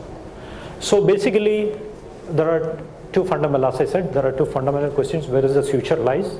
But because the suture is designated based on the age of metamorphism, whether it is present towards the north or whether it is extending towards the south. And also, SGT is important in such that it figures very prominently in all supercontinental cycles because it is at the center point of the East Gondwana. So without SGT, we cannot correlate. So it figures the most in almost all the Gondwana reconstructions, and also Colombia, Rodinia, Gondwana, all. The SGT shares an evolutionary history. So to understand the evolutionary history or the crustal evolution of SGT is as important as when we try to interpret in terms of the other supercontinent assembly, and also the orogenies such as Greenville, Kunga, and Malagasy orogenies, which happened during that time at a different point of time. So, as I said, there is a final assembly of SGT. There are two contrasting models, whether it is Neoproterozoic or a Paleoproterozoic suture. And Collins et al. In 2014, and as I mentioned, Brand et al. In 2014, they gave two contrasting arguments. Whereas this SGT figures prominently right from Madagascar, they have traced this as a remnant of the Paleo-Mozambique suture, as an ocean closure here, where it is a suture here. But Brand, he had said that no, the SGT assembled at around 1.9 GA, or it's an alternate model, was proposed Paleoproterozoic. So basically, our idea was to very precisely or closely sample a terrain which is the Madurai block or the center part of the SGT, which is as important that lies that almost all the we get all the remnants of all the tectonic episodes are preserved in this part, in the Madurai block. But again, as I mentioned earlier, the Madurai block was divided into two: Karur, Kambam, Painav, Thrissur shear zone, as Ghosh et al. Told in 2004. And then Plausa again said that there is an isotopic boundary which again separates still south, and Brand et al. Told that no, it's divided north-south, where there is a western domain, western Madurai domain, and the eastern Madurai domain. Western Madurai domain has much more arcane ancestry than the eastern Madurai domain. So we collected samples from all the lithologies like granites, chanakites, other basement gneisses, granitoids, alkaline intrusives, and we did uranium lead zircon geochronology as well as hafnium. Hafnium, as in the forenoon section we heard from Professor Mugabade the importance of hafnium in tandem with uranium lead geochronology to understand the crustal evolution or crustal growth of a terrain. So also this Madurai block is important because the Brand et al. Proposed that we have a lot of sporadic occurrences of high MgAl granulates or suffering granulates here, which denotes the UHT metamorphism in the area. So we also worked on that and tried to understand the what's the peak temperature experienced in the SGT at that time. So the Kambam UHT belt, the sporadic occurrences of all these high MgAl granulates, which occurred along these high MgAl granulates. So they host multiple mineral associations with the peak temperature at 1120 degrees centigrade and 11 to 14 kilobar. And from these suffering granulates, the zircons, we got Paleoproterozoic metamorphic event, which is much south of the Palakkad Kaveri shear zone. So this is one of the evidence we have said that there's a Paleoproterozoic or crust extending southward. And also we analyzed the same rutile and apatite in the samples, and which denoted differential cooling and exhumation in the terrain. So we say that from the monazite age data, which gave 590 to 570, and then we got 530 MA ages. So we say that the Madurai block is an example of a long-lived UHT orogen, with a differential exhumation. And to trace the crustal evolution, I said, along with the zircon, UPB, and hafnium, we got multiple magmatic and metamorphic episodes. Like there are 4 magmatic episodes we could get it from Neoarchean to early Paleoproterozoic, Triassian to also Orosirian, and late Chonian and Ediacaran Cambrian, and 2 major metamorphic pulses at Cryogenian Ediacaran and Ediacaran Cambrian, which is the most pervasive event, which all are linked to the different supercontinent assembly as well. So to understand more, the zircon hafnium analysis we performed, we say that so up to 2.2 GA, it was all juvenile crust was most. So most of the juvenile crust addition in the SGT was limited to 2 GA, whereas post 2 GA, all the samples we analyzed, and along with the published more than 725 and sample data we have recorded here, it clearly indicates that up to 2 GA there was crustal addition, mostly it was juvenile, whereas later it was the crust itself was reworked, and we get very negative epsilon hafnium signatures, which is also important. And from the north Archean block to the southern side, we this forms, I mean, our own data as well as from whatever we published earlier also is included here. So right from 3.5 GA to the northern granulate block to the south, we got the entire picture we could deduce from the different accessory minerals, zircon, monazite, titanite, rutile, apatite, badylate, all we could do in situ LA ICP-MS analysis, and we could deduce the exhumation, I mean the magmatic, metamorphic and differential cooling and exhumation history of the terrain. And so we say that the SGT, it is clearly told that there is a Paleoproterozoic. We could find out that there is a Paleoproterozoic metamorphic component south of the Palakkad-Kaveri shear zone, and it is also linked that there is a lot of juvenile crustal addition happened. I request you to please. Yes, sir. This is the last slide. So we get net crustal addition or the juvenile magmatic addition was mostly we can get even in the south of Palakkad-Kaveri shear zone, which means that there is no suture in, or we refute that proposal that there is a Neoproterozoic suture in SGT, whereas we say that all the crustal blocks in SGT assembled at one time of that is prior to 1.9 GA, and it existed as a single block, and it was accreted along the Moyer-Bhavani suture zone at 1.9 GA. So that's a conclusion we could make after this. Thank you. So a quick question from somebody.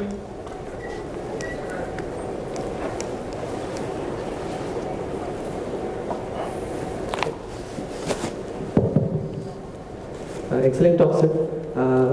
You have reported the maximum temperature is 1120 degrees Celsius, right? Yeah. So I want to know what is the amount of melt present in the peak temperature condition?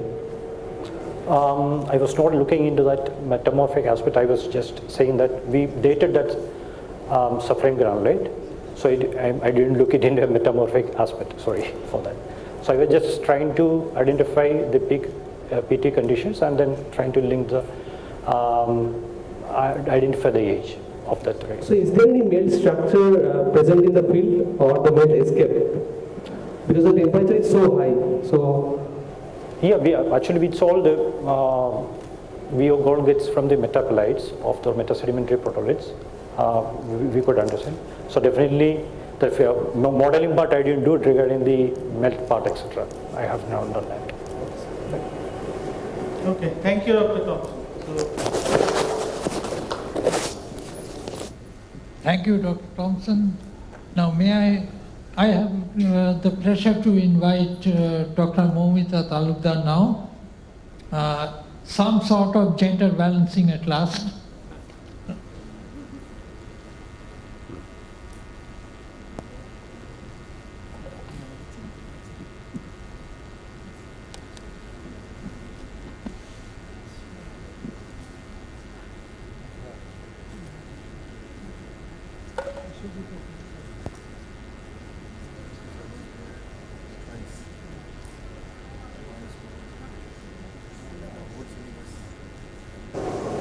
Hello? Yeah. this for slide change and this for pointer. Momita, can you finish within 12 minutes? Carbonation of an Archean oceanic crust during tectonic upliftment. Good afternoon. I'm very honored to be present here and present this work. And I would thank you, Dr. Thompson. He has given a good introduction to the area where I'll be talking on. And I'll skip those parts and hopefully I'll conclude within the time. Okay. So as you can see that we have a topic today, carbonation of an Archean oceanic crust during tectonic upliftment. An example from Mahadevi layer complex, Nilgiri Namakkal block, southern granulite terrain. So in the topic I have two important things which I have written, that is from Archean oceanic crust. On that I'll just concentrate today, and where we have found this carbonation happening, on that process I'll concentrate today and skip the other part. The introduction, most of the part is given by Dr. Thompson. I'll just concentrate on this Nilgiri Namakkal block of the southern granulite terrain of India. Okay, in this Nilgiri Namakkal block, as we have heard that sometimes, most times it is considered to be the continuation of Dharwar. Some authors, they think they are not continuation of Dharwar and so on, but not that. On the part where the topic tells that it is an oceanic crust. First, let's talk about that. So here in this whole region, we see that we have granitic, magmatic clan of rocks which are now metamorphosed, and they form the country rocks today. Most of the whole terrain present that. We have a huge range of data for magmatic timings. So they are from Archean, and also they are reported from Proterozoic, 800 MA and 500 MA and so on. But in this Nilgiri Namakkal block, where we find typically the layered mafic complexes. As you can see here, the Mahadevi layer complex, and this is the extended part around this, which lies within the Nilgiri Namakkal block. Here you have a Sitampundi layer complex, we have Bhavani layer complex with Devanun layer complex, and small complexes, many more. So what do we have there is the BIF present along with mafic, ultramafic layers. So presence of BIF indicate that since it is known study that it is mostly precipitated in the shallow marine conditions, so it is more obvious that these areas are the remnant oceanic crust. Now, what is the timing? So briefly, I would say that here we have huge range of data, geochronological data, but mostly it is seen that the granitic rocks which is present here is mostly from 2.5 billion years, and the mafic layer complexes which is present as enclaves within this granitic clan of rocks. Now, since they are enclaves, we directly cannot get the zircon from mafic rocks. So what we interpret from the field data and the mapping, that these are enclaves, so they are older to it, and the granitic magmatism took place after it, and that's why we, and yes, there are some whole rock data, obvious, and few, one or two zircon data also available from plagiogranites and all. So there are few data which indicate that these mafic complexes are older, and the granitic rocks, which is the country rock, is younger, which is 2.5. So with this, I'll stop now. There are many more stories over here, which I'll continue little bit later on. But before that, I'll continue from here with the mafic layer complexes and the granitic rocks. So here in the Mahadevi layer complexes and the Devanu layer complexes, we find the mafic ultramafic rocks, felsic gneisses, few anorthosites, and meta-BIF. In these rocks, first to start with the mafic granulites, we have garnet clinopyroxene, mainly garnet clinopyroxene plagioclase is a peak assemblage, and it is highly metamorphosed and foliated. In many times the foliation is very crude, where the composition of garnet or the assemblage, the garnet is very high in amount, that in those places the foliation is not very prominent. So that is present within the layer itself, that there are changes in the assemblage, changes in the composition, and you have the modal abundance difference. Okay. So you have few younger veins where you have amphibole and quartz. In those veins related to the same age or synchronous, we found some scapholite development in those areas. These are patchy and you have quartz associated most of the time, sometimes it is not associated. So this is the part where I like to concentrate. So first point is, we have mafic ultramafic layer complexes which is foliated, but these are not foliated. These patches are haphazard. These are present as haphazard patches, even veins. As you can see the pictures, under microscope we see that these scapholites are replacing plagioclase. They don't take the strain, they are formed in a static condition, the first three pictures. And amphibole shows a similar texture where it is replacing the clinopyroxenes. It is almost found in the rim and the cleavage area, but in most of the time scapholite is always associated with amphibole, but many a times amphibole is not always associated with scapholite. So amphibole formation is almost present everywhere. In all the terrains, means all the rock types it is present, in the mafic, in the ultramafic, in the granitic rocks, everywhere this hydration process is very prominent. But this carbonation process for the formation of scapholite is not very prominent. It is found in very skeptic areas, will show in the map. Okay.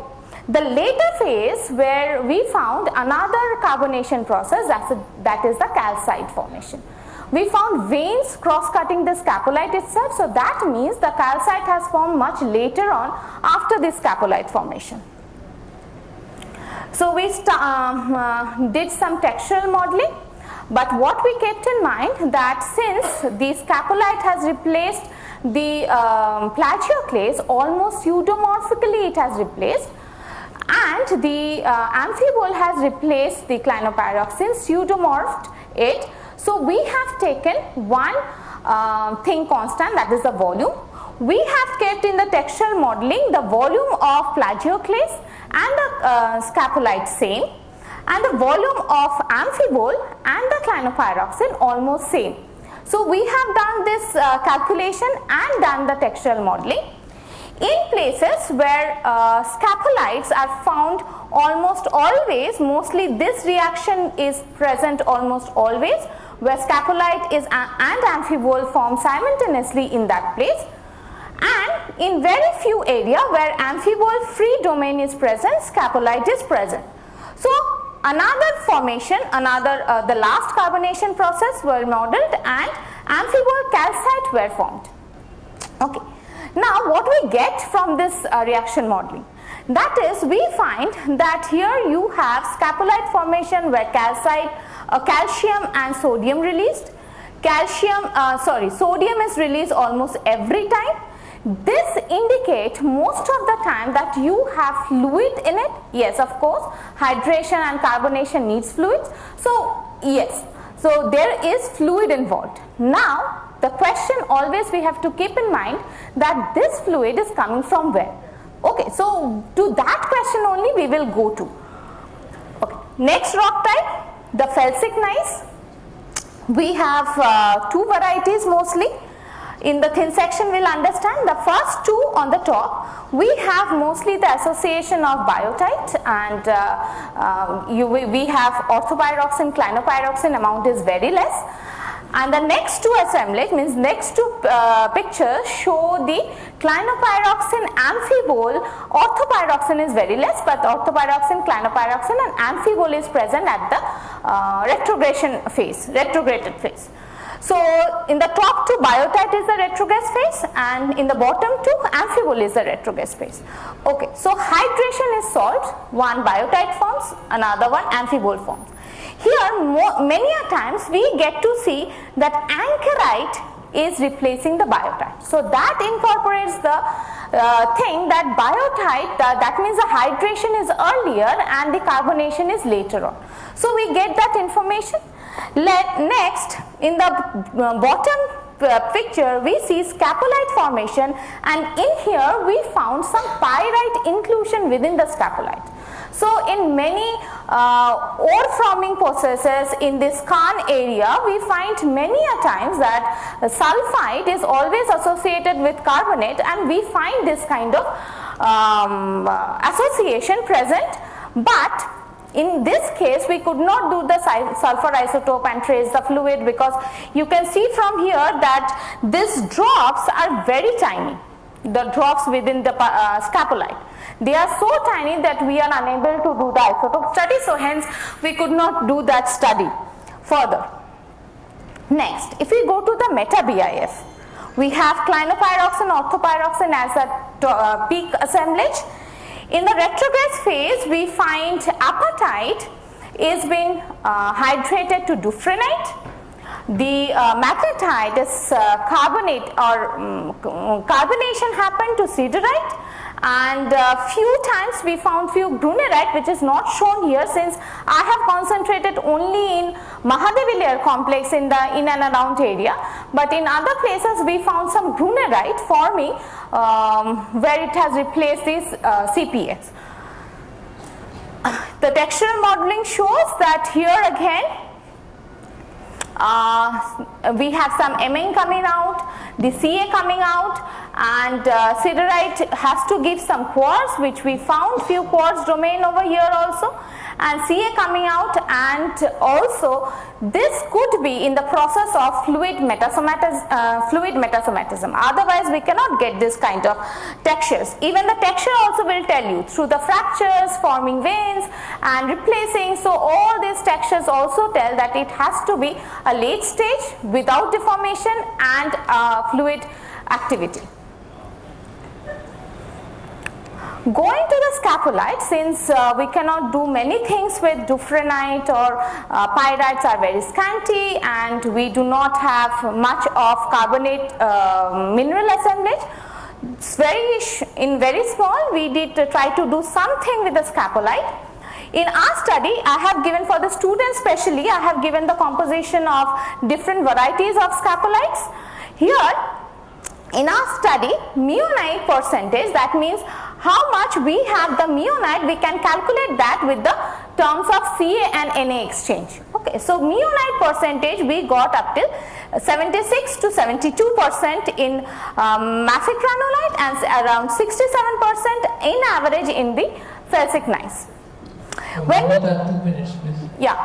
So when we plotted that in the equivalent anorthite component, since it is replacing the plagioclase, so we found good relationship between the X anorthite and equivalent anorthite in scapolite. So as compiled by Hamisi in Hamisi 2023, we found that he has compiled all the scapolite data from different varieties of area, geological area. They have found that this kind of meonite percentage is mostly associated with the high grade scapolite mineral stabilization. So that is what we also found, that our grade is mostly amphibolite and amphibolite grade only. We did not see chloride formation much, it is very scanty. So we also corroborate with the same findings, but we could not do this data that which sulfur species is associated or which sulfur isotope is associated, so we could not do that study. Going to the pressure temperature condition, when did it happen? I will not go into much details, but the peak assemblage was found out to be 745, 750 in different rock types, and the retrogression took place in 643, 560 in those temperature condition. Next, the pressure condition would be the peak assemblage was found to be 11 to 12, almost 12 kilobar, and the retrograde phase was formed near about 6 to 7 kilobar. So if we compile most of the area we found the peak assemblage over here in 12 kilobar and 750 degrees centigrade, and we had a isothermal decompression, then we had a cooling path. Now, if we compile all that, what do we see? The important thing what we have deduced, that it is coming around 20 degrees centigrade per kilobar, the geothermal gradient, which indicate that this has to be buried under 20 or rather 30 kilometers to get this temperature pressure condition. So we have, at least for the peak metamorphic assemblage, we have to have a 30 kilometers height above that particular rock. Next, when we have seen the compilation by Brown et al., in this age group, or rather I'll just put it on, in this age group near 2.5 GA, which is the metamorphic age of that particular peak metamorphism, it is around the breakdowns of supercontinent 2.4 GA, 2.47 or so. So in that age, we have found 20 degrees centigrade per kilometer. That geothermal gradient is not common, which indicate a collisional setup. And we found the PT path which is almost matching to the collisional setup. So what can we deduce? The tectonic settings where we have found the peak was around collisional setup, then it has to exhume, and during that exhumation the hydration and the carbonation process has taken place. Now, seeing the extent of this, in the whole region it is very scanty. These stars only indicate where we found the carbonation process or the minerals with carbonate, but in other area it is so very scanty, and it is found only in small scale veins only. No fluid front, or from where we will get the fluid of the carbonate. That is the question we need to address. So when did it happen and from where did we get this? If we now have the sequence that in the first magmatism occur, Archean crust has formed around 3.3 to 2.5 GA, then felsic magmatism, then a peak metamorphic assemblage, then we have a sedimentation, alkaline magmatism, and a metamorphism at 500 GA, then a granitic magmatism. Now, which condition we get the carbonation process? That is a huge question. But for my theory, since the extent of carbonation is very less, I think personally that studying this area, that this hydration process and this carbonation process is only due to exhumation process, and from the metamorphic condition which prevailed in 2.4 GA, the continuation of that only we had the exhumation. Since the upper part, which is the sedimentation and the younger metamorphism, could not get the fluid inside, and fluid will not go in the backward towards deeper crust, so we think that this is only due to exhumation. Yeah, this is only the last slide. So that's all. That's what we conclude, and thank you. Thank you, Momita. So we can have a quick question.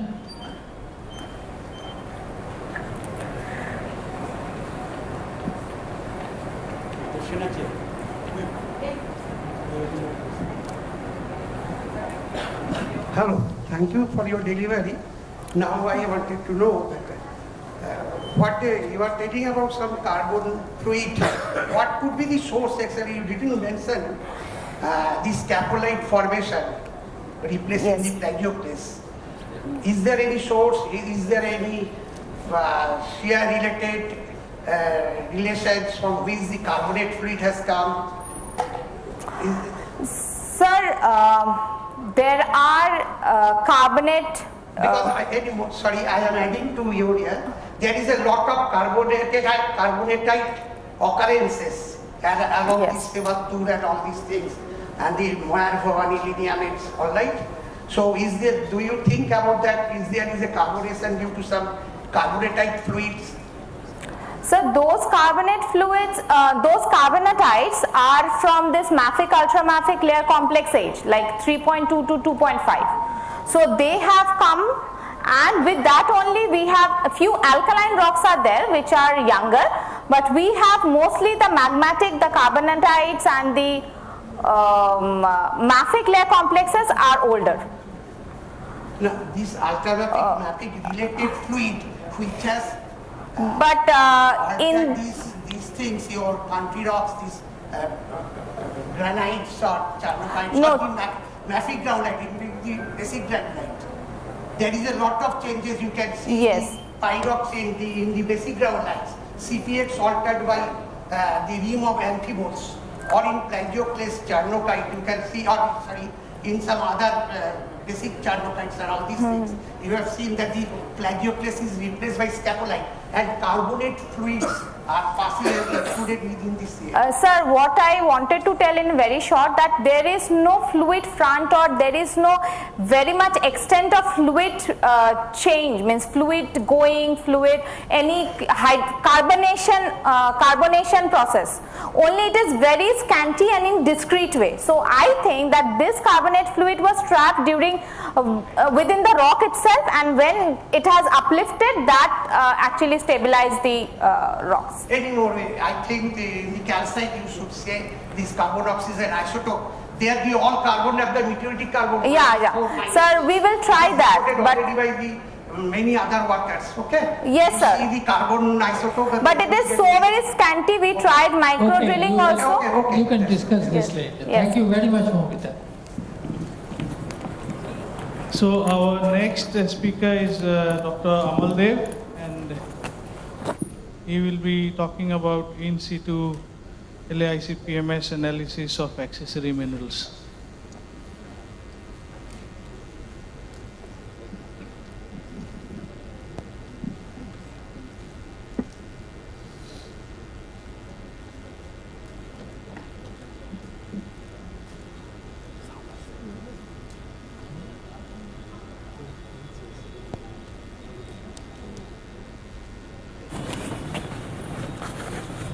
You can put it in here. Here? Yes. It will fine. No, fine. Yeah. I'm good. Just check the sound. Hello. Hello. I think this is for slouching and this for pointing. Oh, okay. Very good. Okay. Thank you. Good afternoon to all of you. So I'd like to thank the organizers of the conference of Presidency University, especially Dr. Bose and Dr. Ghosh for giving me an opportunity to present something. So the day was very hot in the sense of heated discussions on Precambrian crustal evolution, Archean plate tectonics, and many aspects of geology, geochronology, and metamorphic petrology. So I'm going to talk about something different, kind of an applicable in the aspect of what we have discussed in the whole day, but kind of looking into that thing in a different way. So the title of my talk is on in situ laser ablation multicollaterite CPMS, traditional and non-traditional isotopes, geochemistry of accessory minerals, retrospectives and perspectives. So accessory minerals, as you know, although I use the term accessory minerals, it's kind of slightly different. I'm going to discuss about other minerals also. So they have been an inevitable component of many kind of rocks in the continental crust, or that comes from the deep earth. So that has the potential to record multiple geological processes that operates over the time, metamorphism, magmatism, cooling, exhumation, many kind of processes. So the accessory minerals were primarily targeted for the purpose of dating. We call it the uranium-led dating primarily, although there are other systems like the potassium, argon, rubidium, strontium, samarium, neodymium. You got multiple systems, but mostly targeted for the application of uranium-lead, as they are more robust and get precisely constrained exact timing of the process what we target on. So what process we could trace out of this is normally based on the closure temperature. So the close alignment of the closure temperature with the process you look for basically help you to understand what is the timing of a specific process, and closely it can be related to what are you looking for. So the advancement has gone to the next level by combining other kind of isotopes with the uranium-lead agents like rubidium, strontium, samarium, neodymium, lutetium, hafnium for multiple accessory phases, even certain non-traditional isotopes like oxygen and all, that could tell you that process, that could pinpoint what is the nature of the process operated. So it helps in combining two things, the time as well as the process. So that could definitely tell you how this has been operated throughout the time.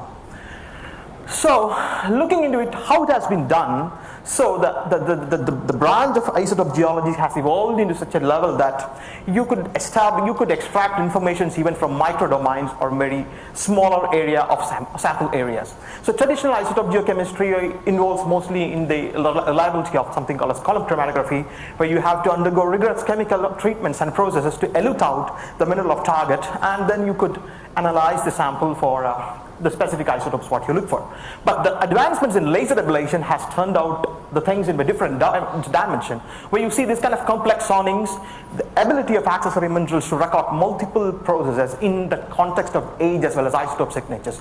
So in this such kind of complex minerals or different generations of minerals, even very smaller domains, we could not fully rely on the technique of column chromatography, as there are techniques like micro drilling, but more expensive as well as time consuming. So the advancement has comes to the process of laser ablation, which allows, not even laser ablation, any kind of microsampling technique, even in an ion probe. So microsampling techniques in general has the capability to resolve problems of microdomains that can be extended to megascale. So microscopic to megascopic kind of expansions can be done with the help of laser ablation.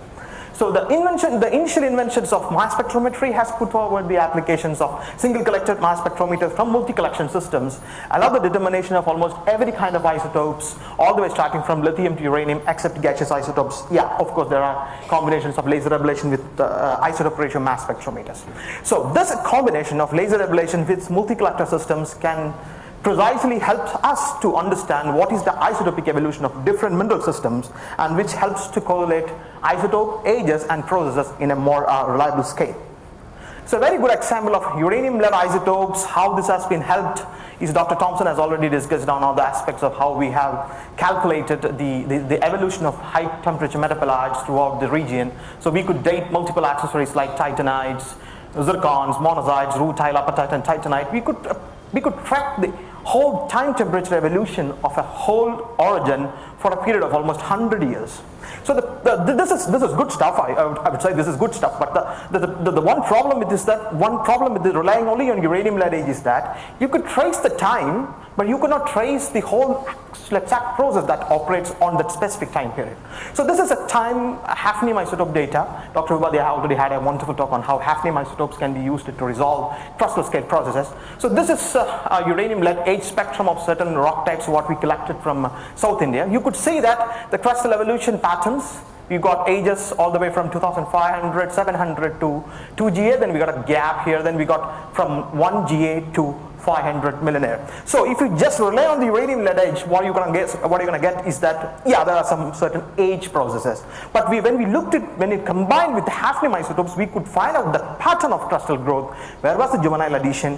Where was the reworking and remelting of all the crust? So in a gist, what we could do is that combining ages with hafnium isotopes or any kind of isotopes will be more useful. So hafnium has been very commonly used in any kind of processes. So there are other isotopes also helpful in this kind of time combined aspects. So this is kind of a carbonatite, what we found from the South India. This is called a scumbum carbonatite, a highly debatable carbonatite, because people have dated this into different ages, very unreal ages. Some people say it is 2500 millenare, certain people say it is 900 millenare, but we could date certain barylites out of these carbonatites that clocks at 515 millenare. So 515 millenare period is a quite dynamic period in case of the southern granite terrain. So how this carbonatite has evolved over the time, so we looked into the strontium isolate composition of calcite and apatites to see how the calcite has evolved over the time, and we could find out the involvement of crustal derived fluids or crustal material in the formation of these carbonatites. Similarly, in the case of titanites that we could find from the region, that is closely associated with certain metamorphic rocks. So when we dated these titanites that are associated with some quartz feldsparic veins, we sensed that whether these titanates, the precipitation of these titanates has certain role in the regional metamorphism in the context of fluid. So what we could do is to trace the titanates using the genesis of titanates using neodymium isotopes, in situ neodymium isotopes, and we could find that the metamorphism was fluid assisted and there was the involvement of slab derived fluids. So combining isotopes with ages could help us to trace the process in more detail, as well as to constrain the exact timing of the process. So the isotopes, what I discussed here is strontium or neodymium, hafnium, lead or ore. They are conventional traditional isotopes or radiogenic isotopes. This has been looked in a very large context in a couple of years, but there are also a certain set of isotopes which called as non-traditional isotopes. So non-traditional isotopes kind of give you similar kind of information as the traditional isotopes gives, but the difference is that this are more susceptible to secondary alteration processes like weathering or metamorphism. So non-traditional isotope based interpretation has been a new trend, although it has not been much attempted in India. Professor Upadhyay is doing kind of lithium boron isotopes in these processes, but there are more certain kind of isotopes that's going to help you in tracing such processes. So today we had a very complex discussion on the stagnant lead to mobile lead tectonics, how this has been evolved over the time to understand the plate tectonics. So we mostly rely on hafnium isotopes, certain people rely on oxygen isotopes, that how they are going to help in resolving the stagnant lead to mobile lead problem. There are other isotopes like the stable isotopes of zirconium and silicon within the zircon grains that can help us to resolve these processes. So zirconium isotopes and silicon isotopes are more resistant to weathering or chemical alteration processes, so they could actually preserve the exact signatures of the initial magmatic conditions. So when this stagnant link to mobile lead tectonic happens, there will be involvement of continental material. In the later part, there won't be involvement of continental material, subduction fluid and all these things. So this kind of information can be more precisely and accurately traced using the application of zirconium and silicon isotopes in zircons.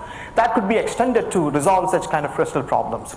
The catch of this thing is that this has not been attempted in an Indian context, because the cratonic nucleus of Singhbum, Dharwar, Bestor and Bundelkhand, and of course the Aravallis, parts of the Aravallis are still being traced mostly relying on the uranium, lead as well as hafnium isotopes, and certainly limit to oxygen isotopes.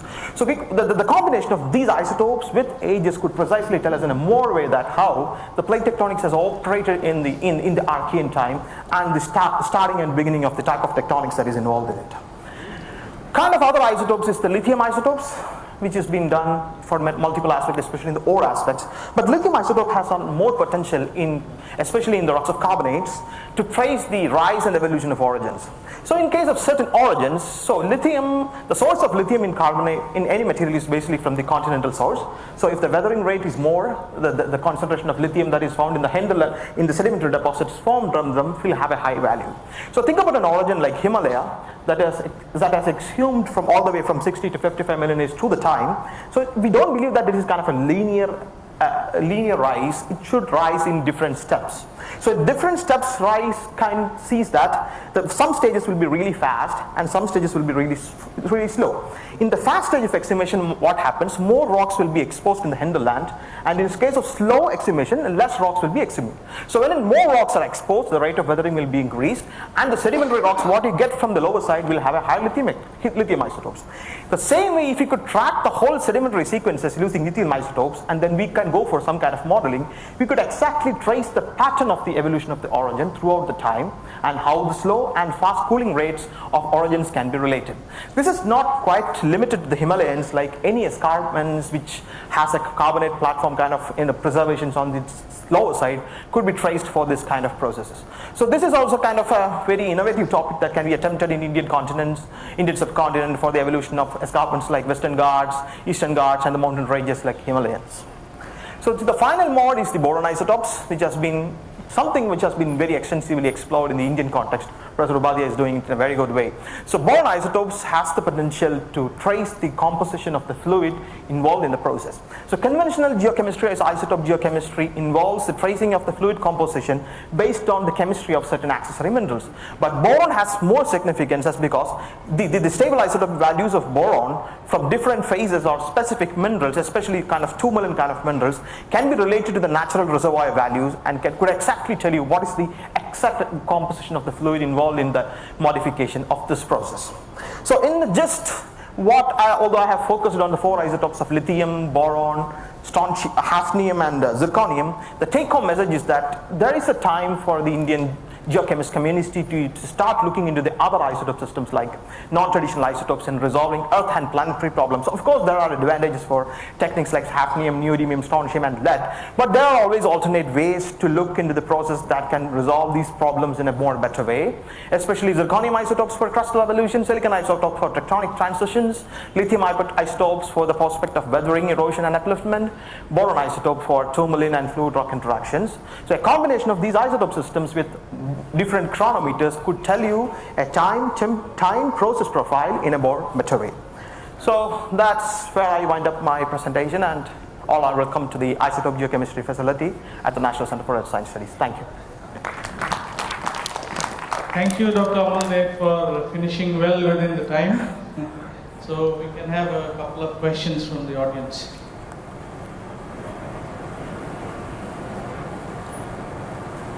So we have one. Good afternoon, Dr. Dey. In your title, you mentioned in situ. Could you explain a bit about that? It's kind of a basic thing. Okay. So you consider a mineral zircon in a rock. Okay. You prepare a thin section out of the rock, you could find out the zircon in what textural association it is found, whether it is found as an inclusion, whether it is found associated with the pyroxene or a garnet or whatever it is. So the textural context of the grain of target is well characterized. So in situ technique, what we do is that we target on a textural location of the grain and analyze in a specific spot. Where in the other case, what happens, you separate out the mineral using crushing and separate out the heavy fraction. You don't have any textural control on that. So basically textural control, analysis based on textural control, we could call it as in situ analysis. So any other questions? So that means, that does not mean that you do it in the field itself. No. You take out the sample, yes. bring it to laboratory, and there you... Yes. Okay. This all happens in micron scale, 30 micron, 50 micron, 10 micron scale. This is a micron scale analysis. Okay, thank you, Dr. Amaldev, for the talk. Thank you very much, Amal. I have the pleasure to invite Session-2 Biswas for the next presentation on fracturing dikes. So we move on to dikes and fractures from isotopes. Session-2? Okay, it's coming.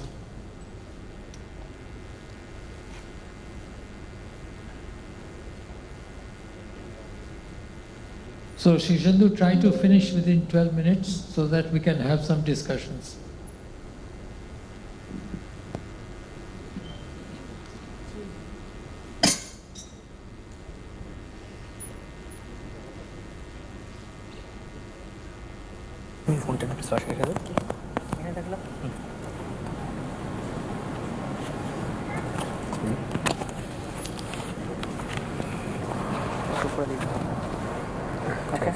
Okay.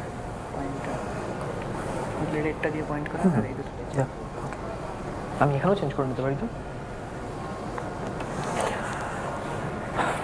Okay, am I audible?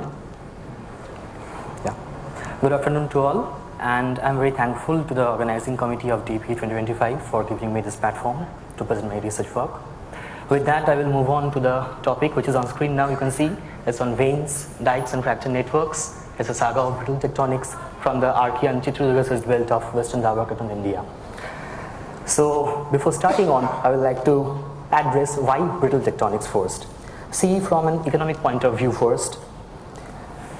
Fractures is the bracket term which encompasses all forms of brittle deformation, and they primarily occur within the upper crustal regime and act as vital pathways for fluid flow, which has a tremendous control on mineralization potential, also on hydrocarbon potentials and things like that.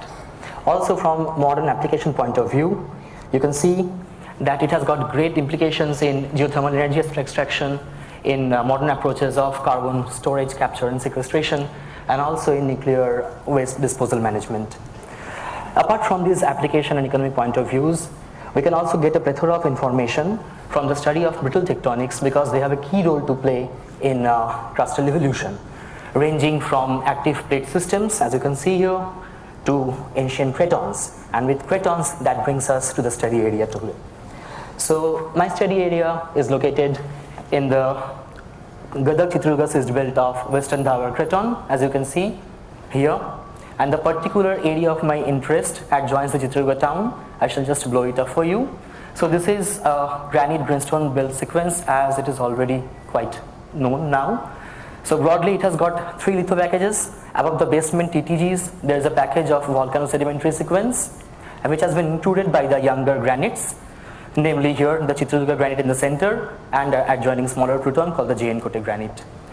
Now from structural point of view, these terrains have been very well documented and studied.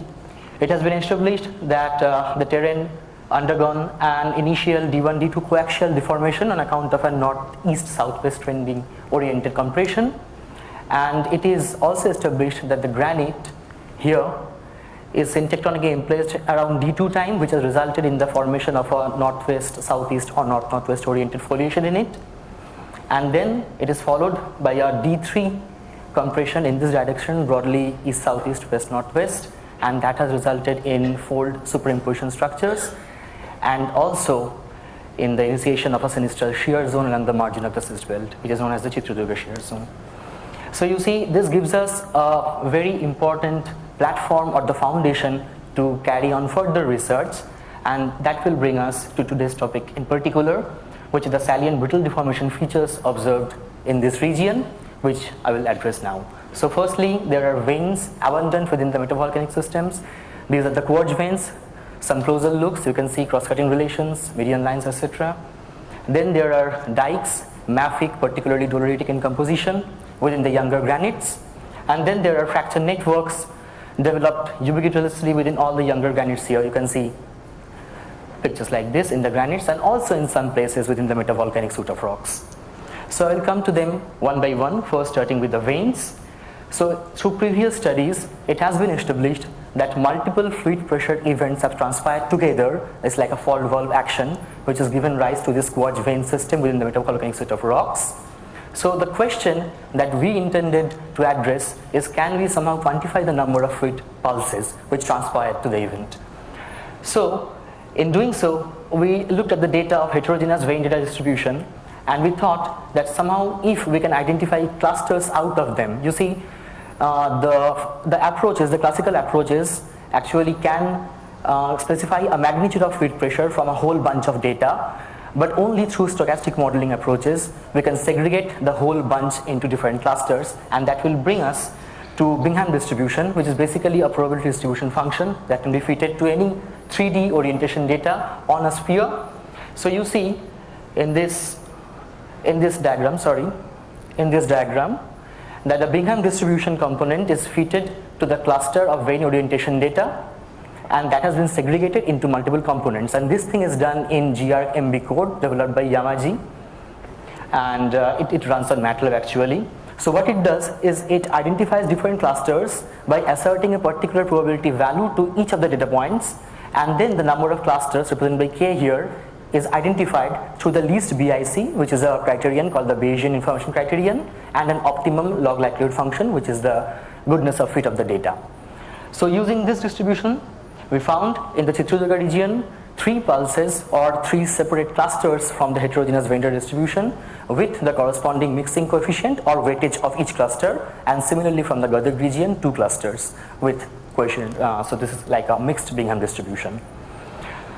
So now we can see that 3 events transpired together into the formation, at least 3, into the formation of this whole bulk fluid pressure event in Chitrduga region. We have also specified the magnitude of the fluid pressure pulses using traditional scaling Mohs circle approaches, same for the Gadag region. And I shall move on with this to dikes. So to address dikes, first we like to address the kind of magma overpressure ranges that has resulted in their formation, and that can also give us information about the depth of origin. To start with, as we know, that dikes should always have a fundamental opening component, as they are created like opening mode fractures as long as magma intrudes the host body. So the canonical model here simply explains the shape of the dike. You can see the opening displacement y and the measurement point x here are related through 2 elastic moduli of the host rock body, the Poisson ratio and the Young's modulus. So, and it is also related to the P here, which is basically the tensile strength resulting in its formation. So if you simply replace P by PO, which is the magmatic overpressure resulting in their formation, the equation remains the same, and simply rearranging it gives us the form of an ellipse where the semi-minor axis B is represented by this term. And we can rearrange that, and that lets us to quantify the magmatic overpressure PO. What we need is the elastic moduli and the B and V, which is the dimension of the dike, the thickness and the length. Once we get the PO, we can have an estimate of the depth of intrusion or the depth from which the dike is coming through this relation. So what do we need? We need the elastic moduli and we need complete dike dimensions. The first thing is okay, we can get it. As for the second thing, in the field, in practical scenarios, what we get mostly are partial dike exposures, either with one exposed tip, that is also a matter of pure chance, and this is the abundant occurrence, partially exposed dikes. So what to do in that case? So that is the problem which we needed to solve. And we took up the approach, a mathematical one, to solve these problems. So in the first case, where at least one tip is visible in the outcrop itself, we placed the coordinate system here, and then we took incremental measurements of dike width at a fixed specific interval, and that gives us measurements on the dike margin. Then we use these measurements, we take a couple of points, combination of a couple of points, and every such combination are asserted to get upon the structure. You see, this is the equation of the ellipse in this form, and if we get at least two values, we can solve for A and B. And as for the second thing, where none of the tips are exposed, we take the data in a similar manner, starting from the left hand side starting point of the dike, and here we use differential equations of the ellipse because we don't have an origin to start with, and here are three unknown variables, A, B and K also. So we double differentiate, we come up to this place, and you can see that we need y dash and y double dash, which are basically the slope at any particular point and the rate of change of slope at that particular point, as you can see here. And once we have those discrete derivatives, we can use them in the differential equations to come upon the solutions. Using this, we have validated this data with published data, and then using these procedures, we have calculated range of magmatic overpressures and depth of origin from the Chitralgarh region, particularly in the Chitralgarh granite. You can see two bunch of data here. One, a lower pressure range, lower depth, and the other higher one. And I would just like to inform you that these methods have been here put into a web page, and it is free for academic use now. If you want to use it, you are very welcome to use it. So apart from the ideal opening mode of fractures, we have also observed dike outcrop features like this, which are kind of curvy. There are offsets, there are continuous and discontinuous unetional segments. And to explain these things, we looked into mixed mode emplacement of dikes under conditions of mixed zone loading. You see this is the pure mode 1 opening, and then here is mode 1-2 juxtaposition and mode 1-3. So this is the picture which we get. This is the sequence of dike evolution from depth to the surface as the stress axes are rotated. So this is the progressive dike evolution sequence starting from a pure ideal mode 1 crack up to here. I will not go into the details due to time constraint, but you can see that this kind of features are very well developed in the field, and using these systematics we have proposed an evolutionary model for dike emplacement within the Chitralgarh granite, and we suggest that they initiated as opening mode cracks under this D2 deformation phase, and as D3 initiated, they suffered a sinistral shearing resulting in continuous or discontinuous segmentation. So I will now move on to the fracture networks. We are all familiar with fractures. We can have a bunch of fractures here, multiple sets, cross-cutting, abating or isolated, which ultimately gives rise to a network as a whole, different sets, different events leading to a network. But the thing is, these two networks kind of similar in their geometry, but there are obvious differences in terms of their connectivity. You see, this connectivity cannot be accounted for by geometry alone because it is a topological property of the network. And by topology we mean such properties of a system which remains unchanged under continuous transformation or deformation in geological terms. So how is topology permanent to fracture network characterization? You see this kind of networks, this is mostly connected, this is not connected at all, and this is connected by a single line. So how do we quantify this connectivity? For that we need to take a node and branch topology approach, where connections are attributed a particular name like isolated nodes for unconnectedness, single connected, abating and cross-cutting X nodes. So these nodes will allow, and you can see that these node properties do not change on continuous transformation, therefore they are topological properties. And based on these properties, we can have a quantifiable parameter for connections of the system, connections per line or branch, even number of lines obviously. So using these approaches, a network can be quantified in terms of its connectivity, and you see that for two networks which are quite similar in terms of their geometry, their connectivity properties can be drastically different. So with this approach, we have studied the fracture networks developed within Chitradurga granite and Jain-Kote granite. So these kind of networks are developed everywhere within the granites. So you see, the procedure is we capture the image in different scales obviously.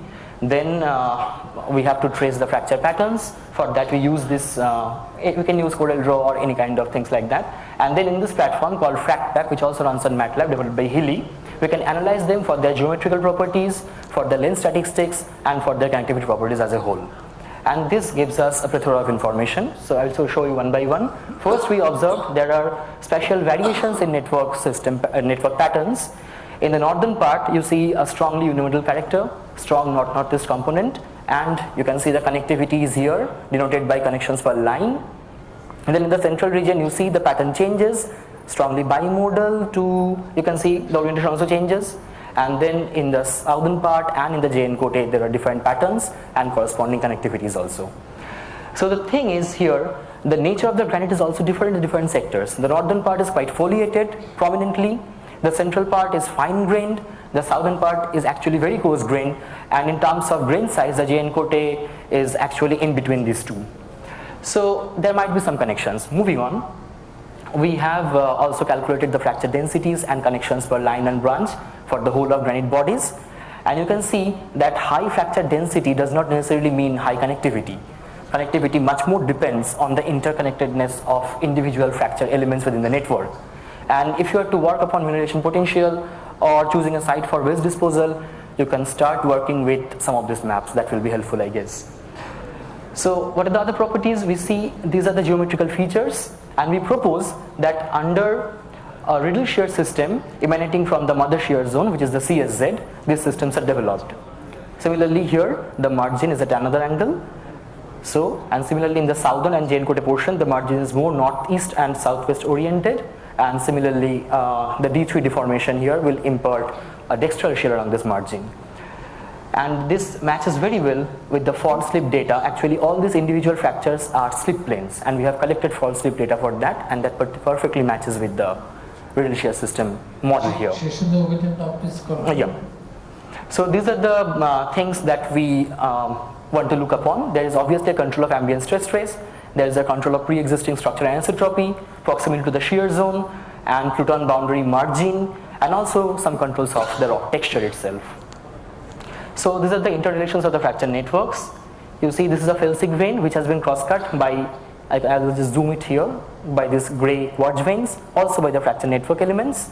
And then these quartz veins are again cut by these black colored veins, which are actually composed of chlorite, completely undisturbed, undeformed growth of spectacular chlorite. So that leads us to these felsic veins within the granite, which are the first pulsar vein intrusion in the granite in this direction, and then the quartz veins, which are oriented mostly east-northeast to northeast, corroborating to late D2 phase, and then the chloride veins, which are actually the tensile components of the riddle shear system. So the model is in D1, D2, there was no granite. That granite is like, and around D2 it was, it came around D2 time. So in D2, the granite is here, and there are some felsic vein intrusions along the margins. Then D2 is ongoing, dikes are initiated, and then in late D2, you can see here in the zoomed in image, there are initiation of quartz veins here. As we move on to D3, the dikes have undergone shear, and also initiation of some vein system here within the metabasic rocks, and also some chloride veins as tensile component fracture networks. So in late D3, this is the picture that we encounter now in the field, and with that, I would like to complete for now. Thank you very much. Thank you, Shishadu. We can have a quick question. Yeah.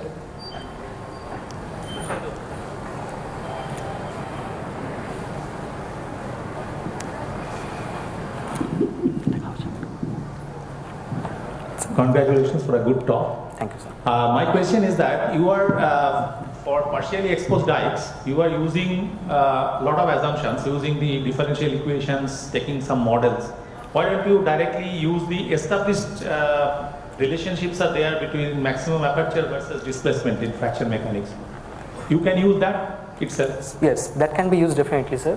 But this is also one approach which is very helpful in case where we get partial exposures. That would have been more statistical because there are a lot of data. Of course, I am not doubting your model, but that would have been that can be always used as a support also. Okay, and another point is, just another point to make is that the connectivity of fractures, which the models that you are showing, obviously you are following the Nixon, Sanderson, Nixon models, etc. But most of them, bulk of them are basically two-dimensional connectivity. Yes, yes, absolutely. How are you taking care of the third dimension? Because the magma water pressure and magmatic connection will be obviously based on the third dimensional connectivity. For the magma part, for the dike part, is a separate study.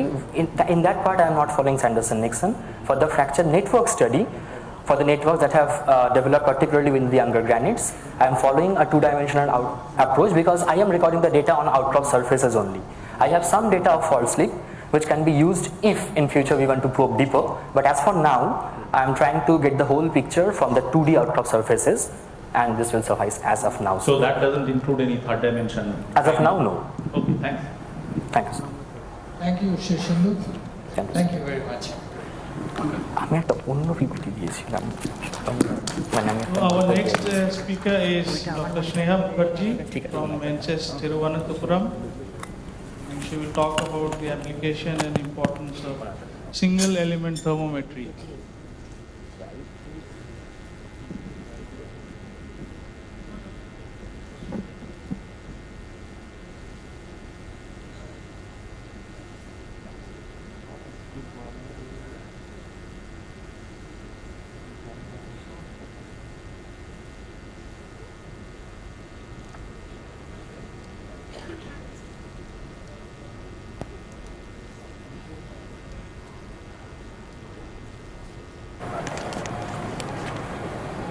এইটা দিয়ে point করার জন্য এই দুটো দিয়ে select change okay আচ্ছা সাউন্ডটাকে check করে নেব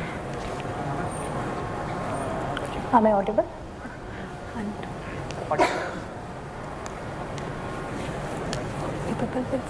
Timer start হয়ে গেছে Okay, people will start audible.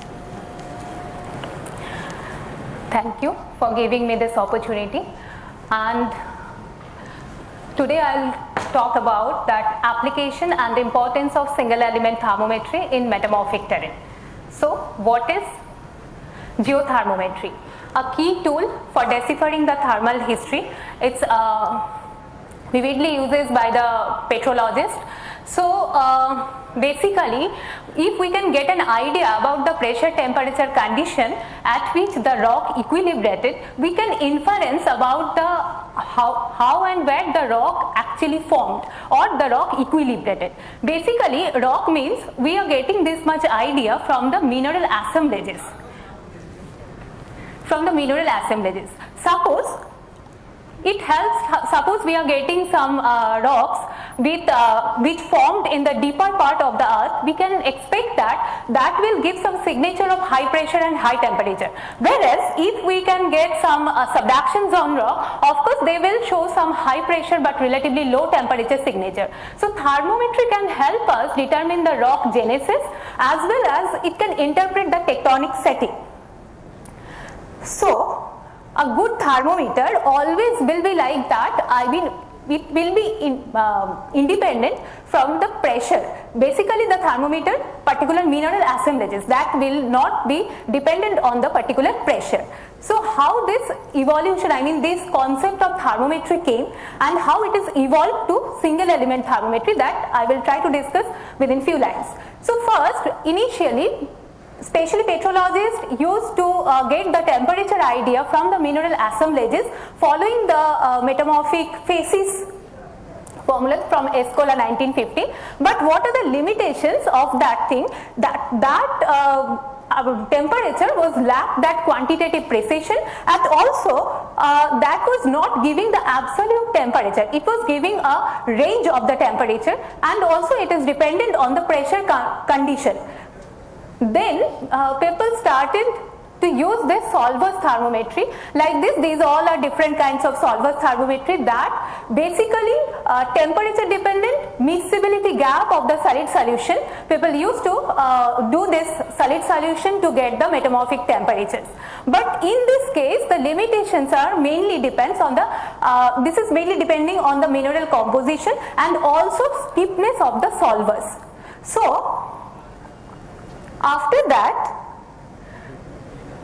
we started to do that exchange thermometers. So mainly exchange thermometer works on the mineral equilibrium based thermometry or the exchange between two elements in a two different mineral. Suppose like within garnet and biotite, that FeNG substitution we used to take, and after getting the quantitative data from this garnet biotite, we used to deduce the temperature of this particular assemblages. That was the thing for this exchange thermometer. Still people are using this thermometry, and it is very, very important nowadays for metamorphic petrologists. But the limitations, here also we face some limitation, that is in this case every mineral assemblages we must know that it should get some equilibrium, but always these assemblages may not meet that equilibrium in that metamorphic, I mean in the particular temperature they formed. And also another thing is pressure variation. Pressure variation also important factor that controls these mineral assemblages. And another thing, that multi-phase system. So as we are considering a mineral assemblages, so it is a multi-phase system. So careful calibration is very much required for this thing. But after getting this data also, this much of exchange thermometers are there, if we can get some of these thermometers within a particular rock and assemblages, and we can get we can derive from temperature from all the assemblages, and we can plot like this. So many thermometers data we are plotting, and it is all are giving not a particular temperature, it is giving a zone of temperature. So judging the precision, accuracy and the inconsistencies between that pressure temperature result, arising the major problem using these all kind of exchange thermometers. And another thing, that more end mineral members were considered, so the scatter of the result also used to be greater. And whether all the relevant elements in the phases being measured equilibrated at single pressure temperature condition, and even they did, whether they were preserved from the peak condition, that was also a question. So in this diagram, if we can plot all the things, we can see it is scattered in a vivid way, and after from there also, from statistical analysis, we can get a best fit circle here. But which of the many equilibria are most reliable? From that thing only, the new idea that single element thermometer came. Single element thermometer means it's a trace element based thermometry, and it's completely depending on the machine, that electron probe, particularly development of electron probe microanalyzer, and from there mainly we are getting the element partitioning of a single mineral. From there we are deriving that single trace element concentration, and from there only we are using that single element thermometry. So these are the few single element thermometers that we can, right now we are using that titanium in quartz, which basically measures the titanium solubility in quartz, that titanium in zircon and zircon in rutile, measures zircon solubility in rutile, and titanium in K feldspar measures again the titanium solubility in K feldspar.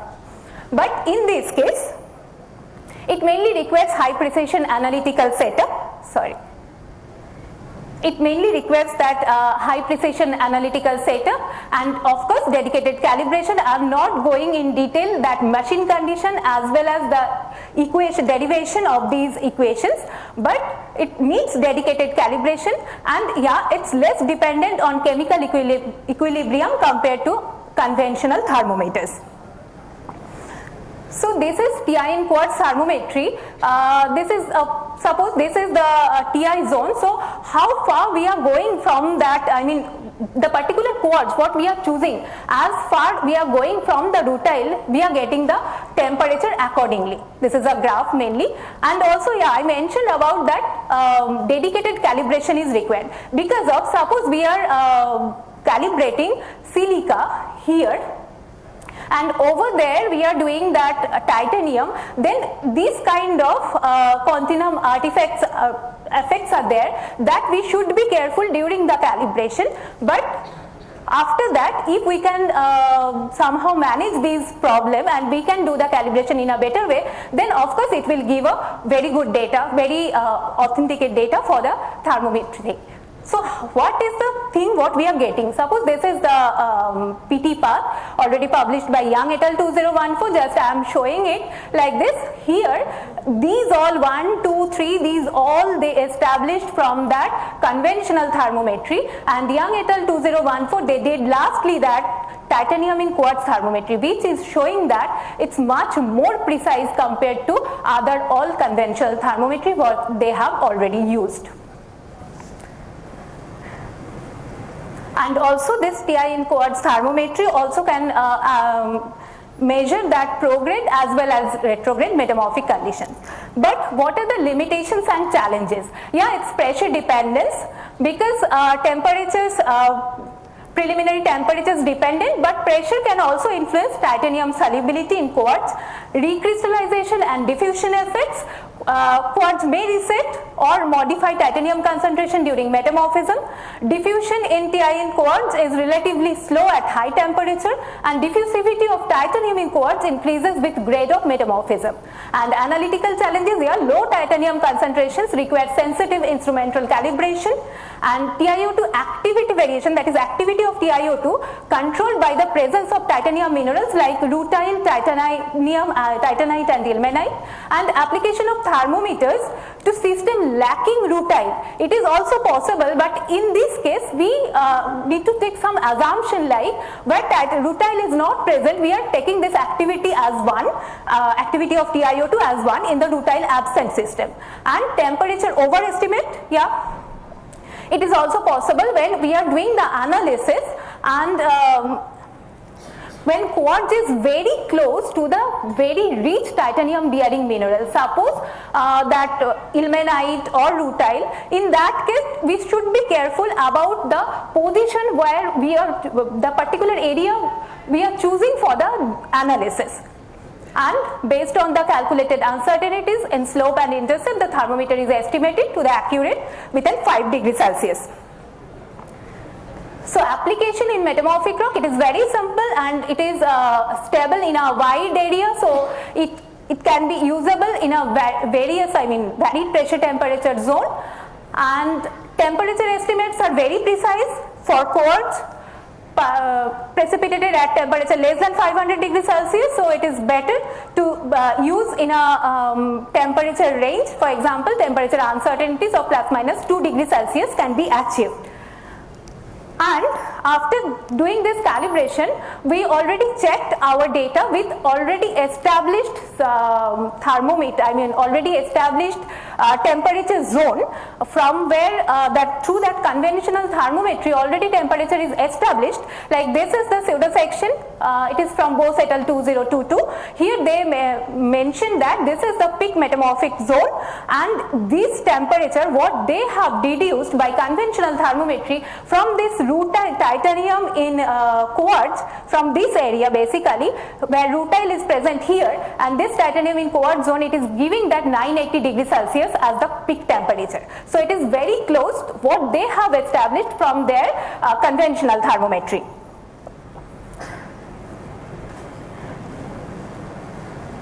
And another important thermometry that I want to discuss, that ZR in rutile thermometry. Here also, because ZR in rutile thermometer is very much important for the field of UHT metamorphism, because this is giving that ZR concentration in rutile. If we can, this is the plot where temperature versus ZR present in ppm. So these line, it is showing that Zr concentration in rutile is calculated from average of each sample together, and the lower line, it is showing that maximum concentration of zircon in rutile of each sample used for calibration. But these two sets are giving that these are the least square feet for dependence of the zircon concentration of rutile with temperature, and temperature error is giving that plus minus only 50 degrees Celsius. But the thing is, this zircon in rutile thermometry requires assemblage of rutile plus zircon plus quartz for covering a large PT range, and also it used to cover that blueslate, sticklogite, amphibolite and granulite phases. The temperature effect of zircon incorporation in rutile is very much sensitive enough. We should be careful on that. And despite of this frequency assumed immobility of zircon in metamorphic rock system, a close approach to equilibrium has been observed for zircon distribution between zircon and rutile. This finding, of course, encouraged the search for further geothermometers that are based on immobile trace elements. Here also I want to show some results, like these are the rutile and this is the zircon. So in this way, if these zircons are measured, here also these brighter parts are zircon and this is the rutile, here also this one is the zircon, and the same established pseudo section we are using here, and here also we are getting the temperature. Dr. Mukherjee, please try to conclude in the next minute. Sure, sir. 1100 degrees Celsius. So we got the same temperature, exactly what is already established by the conventional thermometry. And rutile thermometry is based on that assumption that assemblage rutile, zircon, quartz coexisted, and within that domain only it will work in a better way, and rutile exsolution have to avoid since it is unlikely that they coexisted with quartz and zircon, and also a lack of coexisting quartz leads the higher zircon, it can give that temperature much more higher, and a significant fractionation, significant fraction of inclusion rutiles in UHT granulites can be re-equilibrated. Therefore, it is important to analyze a sufficient number of grains.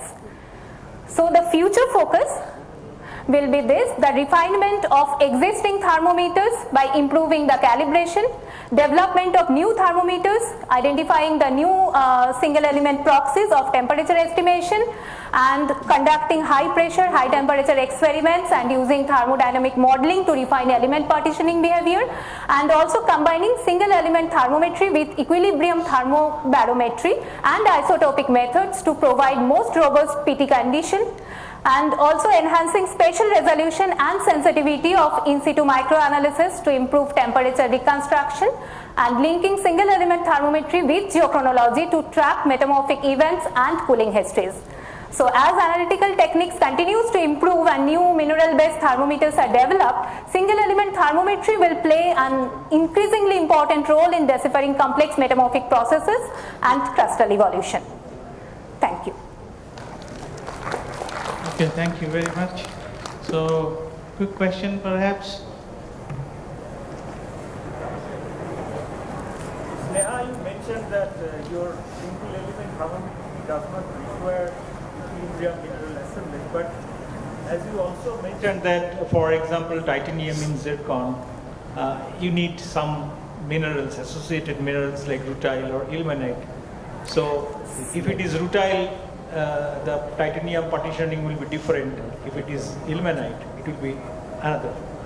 Yes, sir. But actually it is related to particular one elemental concentration. What I want to mention is we need to measure a particular one element. It is not like that when we are for conventional thermometry, when we are measuring that garnet biotite exchange thermometry, some FEMG exchange should be there. I am mentioning that it is not like that. It only we need to mention, we need to measure either rutile or zircon, or when we are using Ti in quartz, then only Ti. That is the thing. But if the total assemblage is there, then only we will measure the particular element. It is mainly depending on that elemental partitioning, not the exchange thing. Okay, so no other questions. So thank you, Dr. Mukherjee.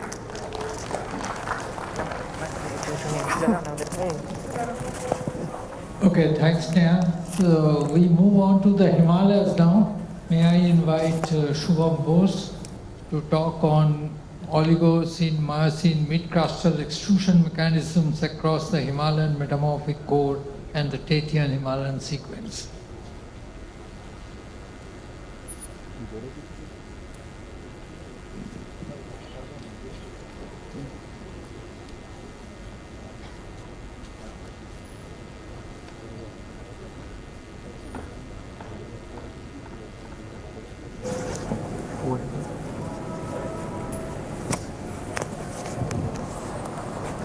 So will you please try to finish within 12 minutes so that we can have some discussion? Changing the activity, and this is for pointing. Okay. And this one is for changing, right? This is for okay, thank you. Sir, I will try my best, surely. So, very good afternoon to all.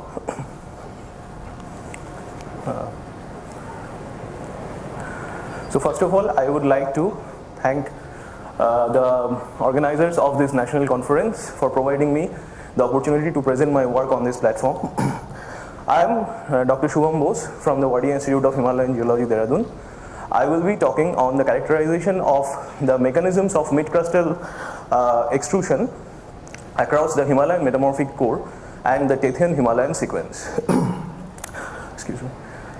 Now, mid-crustal extrusion actually refers to the upward or outward forcing of hot mid-crustal material that is more ductile than the upper crust. Now, this mid-crustal extrusion comes in the second phase of the energy phases of collisional orogens like the Himalaya, and the energy phases of collisional orogens actually involve three major stages. That is, we have energy accumulation that is driven by the plate motion forces and manifested often in the form of crustal thickening. The interplay between the processes of energy accumulation and energy dissipation that causes frontal extrusion, orogen parallel extension, and lateral extrusion or lateral tectonic escape. And the third stage of the energy phases of evolution of collisional orogen involves the dominance of the energy dissipation process leading to the eventual destruction of an orogen. Now, mid-crustal extrusion comes in the second stage mainly. When we talk about mid-crustal extrusion in the Himalaya, one of the most suitable geological units for studying the mid-crustal extrusion mechanisms in the Himalaya is the Himalayan metamorphic core that is in part constituted by the greater Himalayan sequence, which is also referred to as the higher Himalayan crystallines, that is bounded by the main central thrust to its southwest and the South Tibetan detachment and the Tethyan Himalayan sequence to its northeast. Now, why this GHS or the greater Himalayan sequence forms a suitable candidate for studying the mid-crustal extrusion processes? So, detailed metamorphic and microtectonic studies, of course there are many more than that presented here, and I do apologize for skipping some of those. So the point that is to be conveyed here is that the greater Himalayan sequence or the Himalayan metamorphic core was hot enough to undergo solid state ductile flow or solid state ductile deformation. Although along the transition between the GHS and the THS, that is the greater Himalaya and the Tethyan Himalayan sequence, estimated deformation temperatures are actually lower than that observed in the GHS interior. So when we talk about extrusion of the greater Himalayan sequence, there are some well-known models. Of course, we have the channel flow model, where the greater Himalayan sequence initiated as a mid-crustal channel and was initially concealed beneath the lesser Himalayan sequence and the Tethyan Himalaya, and later it exhumed it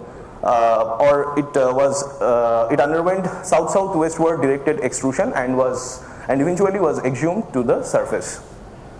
We also have the wedge models, where the higher Himalayan crystallines or the GHS was extruded as a wedge due to simultaneous thrusting along the MCT and normal shearing along the South Tibetan detachment. Now if we consider the and also we have the in sequence shearing or thrusting model where there is a downward shifting of active shearing, that is the edges of deformation or thrusting or shearing becomes younger as we move towards the MCT. So if the GHS is considered as a channel, then there are some prerequisites that needs to be understood. So the first one is general shear deformation at the lower as well as at the upper surface of the GHS, along with a high pure shear component of deformation in the interior of the GHS. Now this high or considerable pure shear component of deformation is particularly important as it explains the thinning of the GHS and its deep parallel extension, as well as the increase in spacing between the isogrids at the center of the GHS compared to that at the boundaries of the GHS, that is the MCT and the STT. So this calls for the need to have a look at the velocity profile across a generalized mid-crustal channel, where the velocity is maximum at the channel center and gradually diminishes towards the upper as well as the lower surface of the channel or the boundaries of the channel. Now given this, if we look at the upper part of the channel with respect to the fastest moving central part, then a consistent normal asymmetry is expected in the zone in between the center of the channel and the upper surface of the channel. And if we look at the lower part of the channel with respect to the fastest moving central part, then a consistent reverse asymmetry is expected in the zone extending from the central part of the channel towards the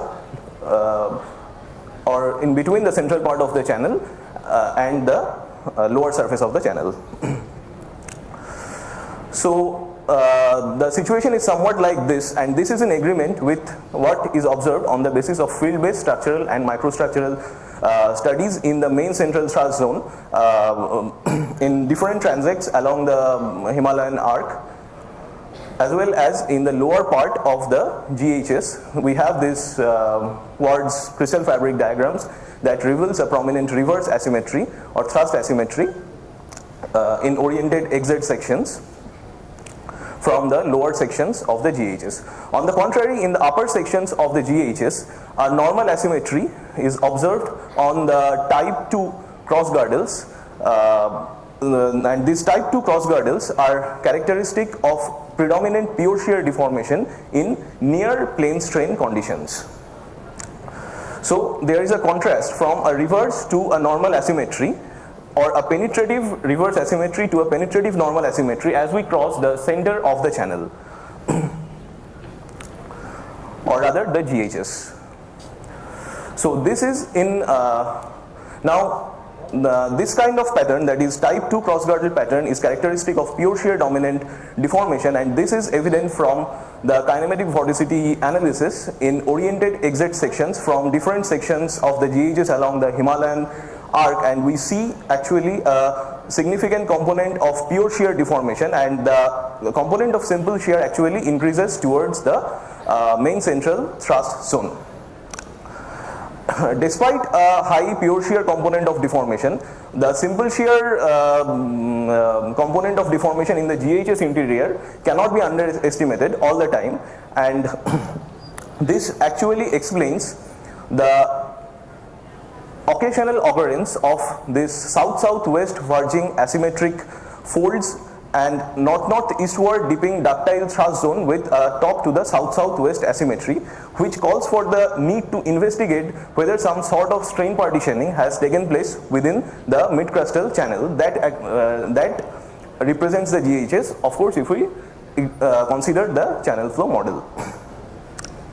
Now the situation slightly changes, or changes drastically, I would say, at the transition between the GHS and the THS, or that is the Greater Himalayan sequence and the Tethyan Himalaya, where there is an abrupt transition or an abrupt change in the orientation of the penetrative linear fabrics into a gentle to moderate eastward or westward plunging orientation across a zone which is few tens of kilometers thick. Now detailed structural studies and mapping actually along some important transects in the northwestern Himalaya actually reveals the presence of a large scale dextral ductile shear zone whose presence has also been inferred from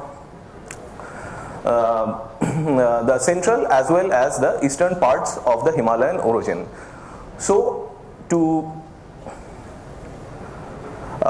summarize, I will say that northeastwards, in general, northeastwards from the MCT, the GHS preserves significant evidence of south-southwestward extrusion as a mid-crustal channel in general, and the mechanism actually changes to a lateral tectonic escape kind of extrusion mechanism along the GHS-THS transition, and that lateral tectonic escape is actually dominated by, or it actually involves a predominant dextral strike slip component of shearing. So thank you for your attention.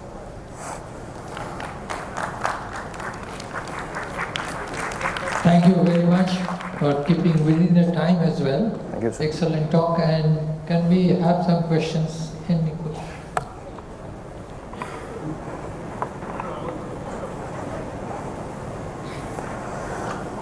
Shubham, it was nice hearing you. Thank you, sir. I was just curious to ask you whether you find fold superpositions in these, or superposition structures, or multiple fabrics within this channel? Sir, actually,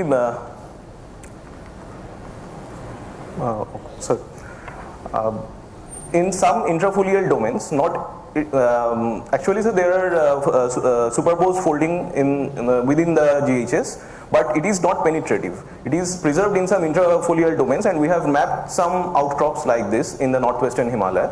So yeah, yes, sir, there are superposed folding in some cases. I was thinking of those coord C-axis diagrams. Okay. They could be reflection of the superposition structures instead of one single fabric. Sir, I understand that, but actually those coord C-axis fabric diagrams have been plotted from outcrops where there was a single penetrative foliation. There was no superposition. So from those, these were plotted, of course, by the other authors. I have not plotted those actually. Those are published data actually by other authors. So they have plotted it from zones where there was a single penetrative foliation. Thank you, sir. Any other question? No.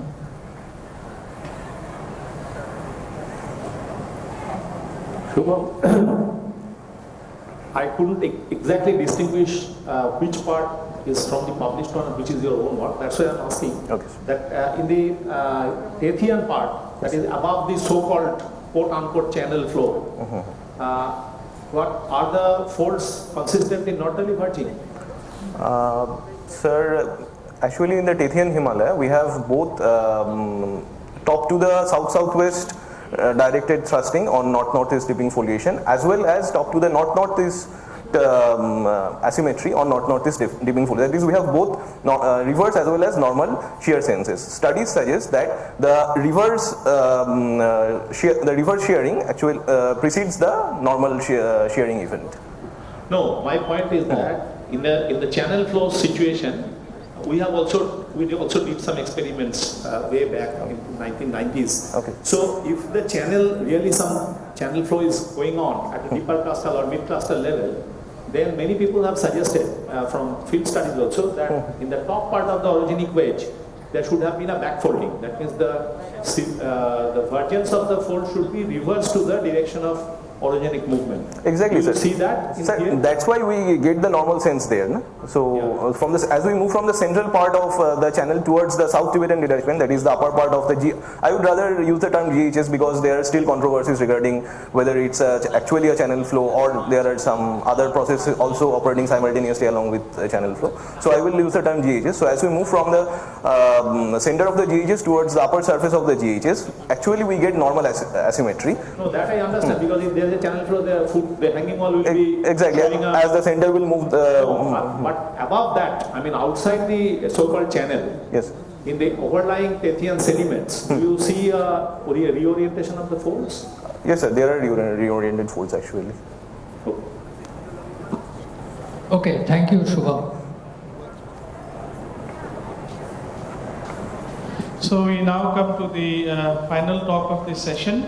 So it's my pleasure to invite Professor Shobhit Chakraborty from University of Bochum in Germany, and he is going to talk about thermally pulsed processes.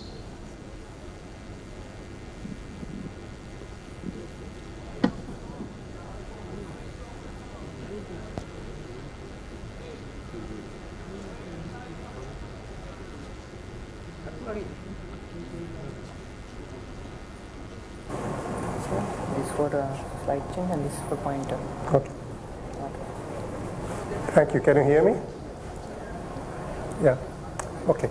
So yeah, it's a particular pleasure to be here and be able to give a talk because I've given talks in many places in the world, but the last time I remember standing here was related to more like Birinchi Baba and Bhushundir Math, and I think Dr. Saha would be pleasantly surprised and even shocked that I'm talking about geology out here. So my talk is about the thermally pulsed processes. So let me start by saying what I mean by that and why we should deal with that. So consider any thermal process in a crust or mantle or wherever. It could be a magma, could be a metamorphic process or whatever.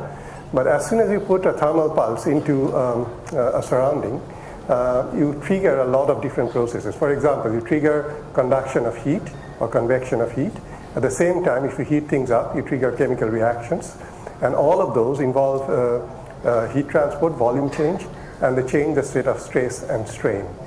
And those in turn, depending on the nature of things, could produce fractures. And if that happens, the fractures in turn could guide fluid flow and things like that. And that back influences conduction, convection, heat flow, and so forth. So as you see, all of those processes, the thermal, mechanical, and chemical, need to be coupled.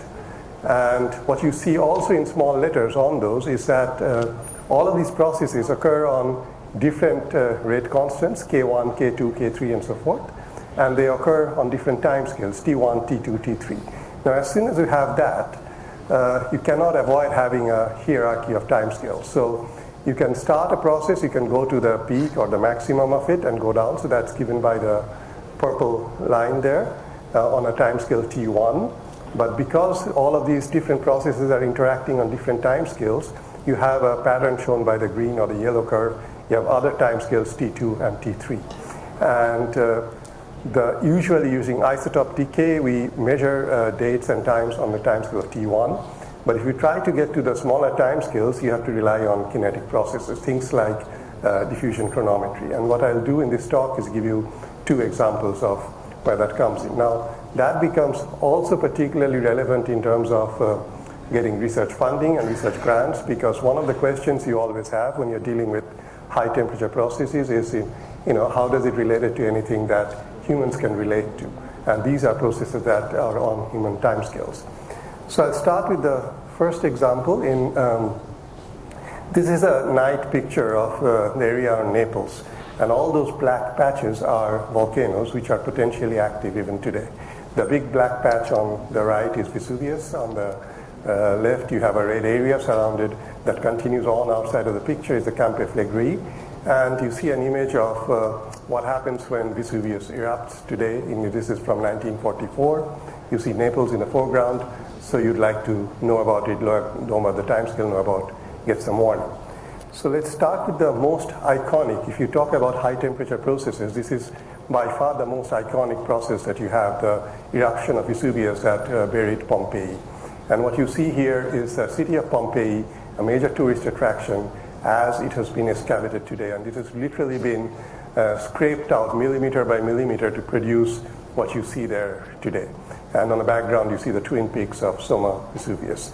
Now, that of course was covered in layers of tephra, which you can go to the field and study today.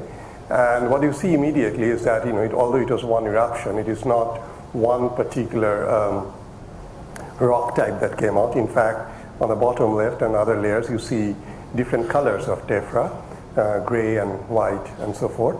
And if you plot them up petrologically, you see that actually that spans the entire, on the task diagram on your left, you see it spans the entire differentiation series almost, that one single eruption, okay?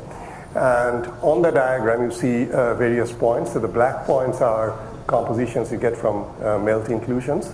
The green points are what you get by phase equilibrium experiments from analyzing the erupted tephra, the phonolite and tephrophonolite and so forth.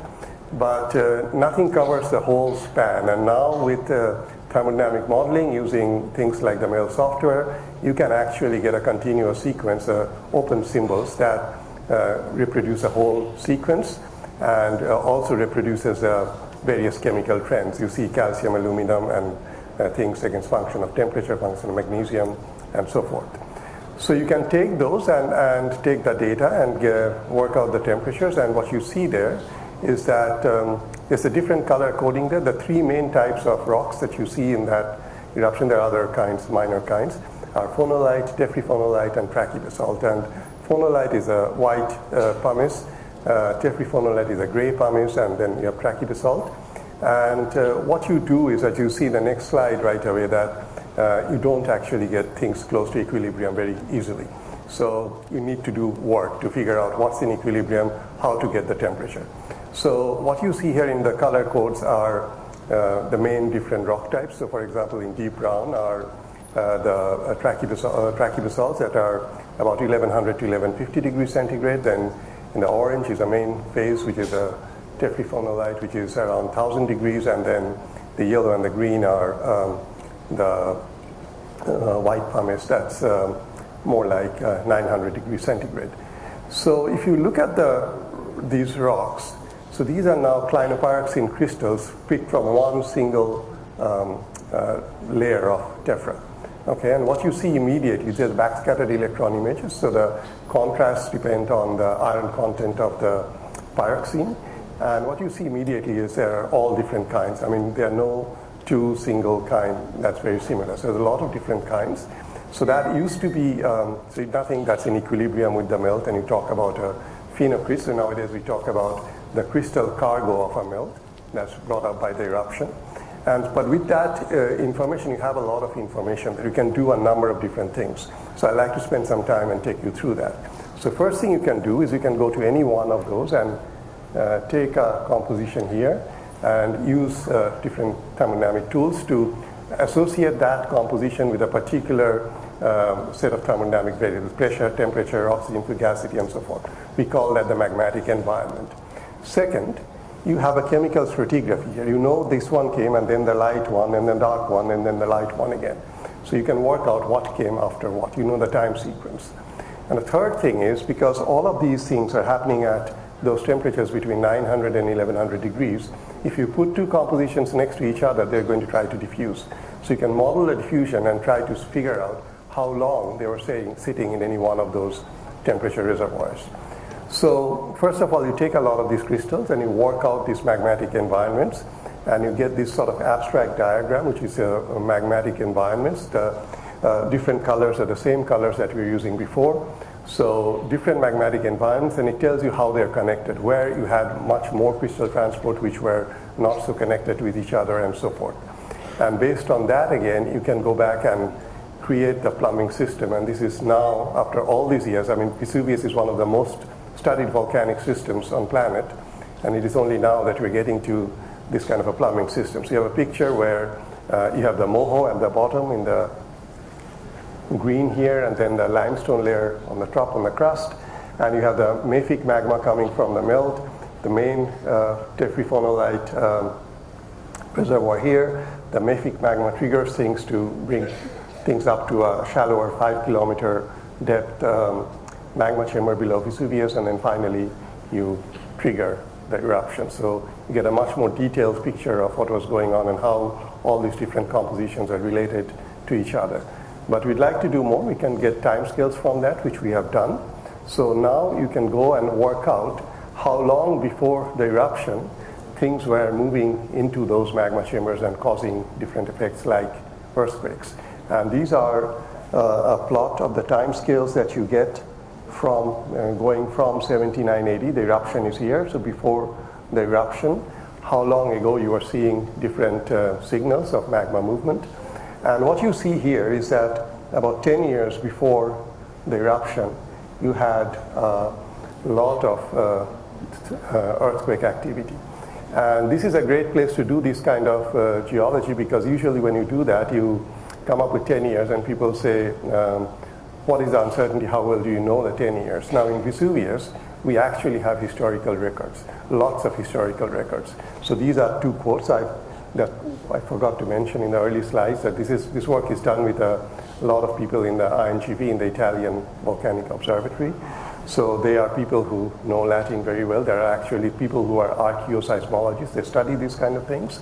And there are very famous historical records from people like Seneca, Pliny the Younger, that talk about a lot of earthquakes 10 years before the eruption, that the Pompeii was basically a construction site before the eruption happened.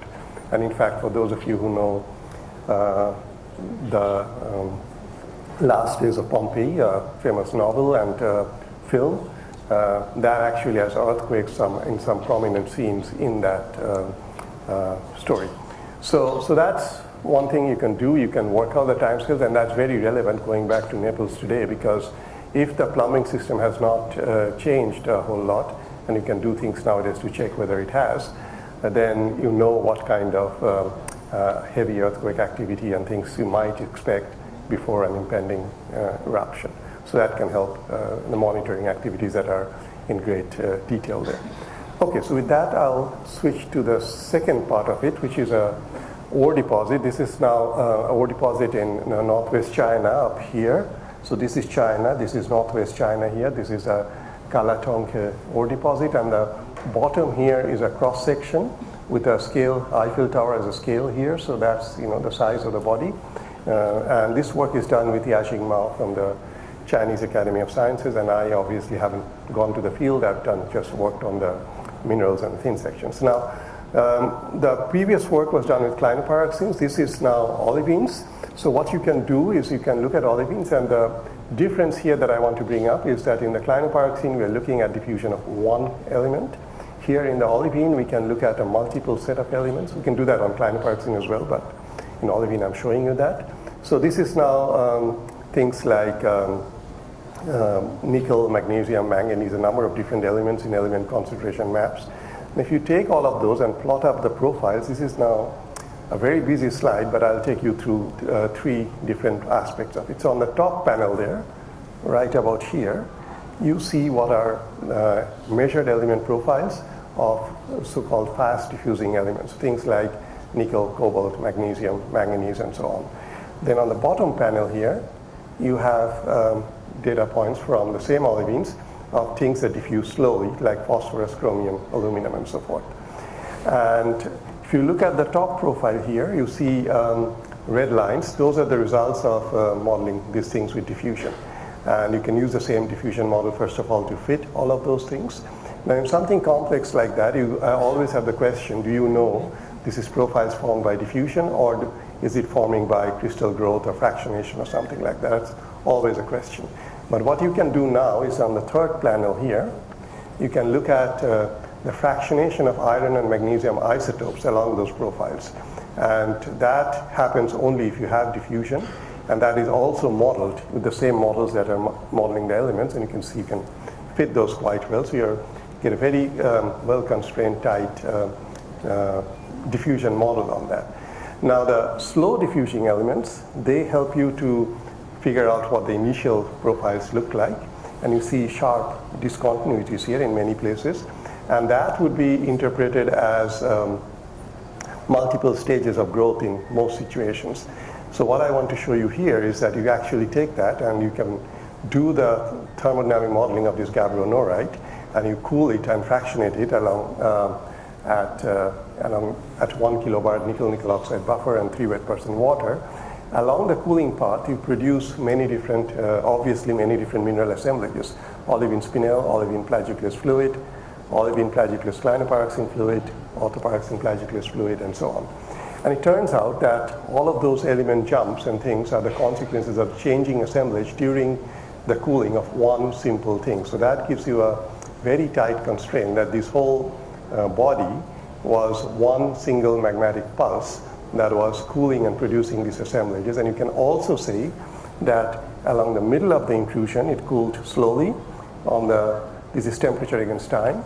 And on the rim of the crystal, it cooled more rapidly, as you would expect. And what that tells you is that that magmatic body and the ore deposit is a result of one magmatic pulse, about 100 meter thick, and cooled over 100 years or so, 60 to 150 years, something like that. Okay.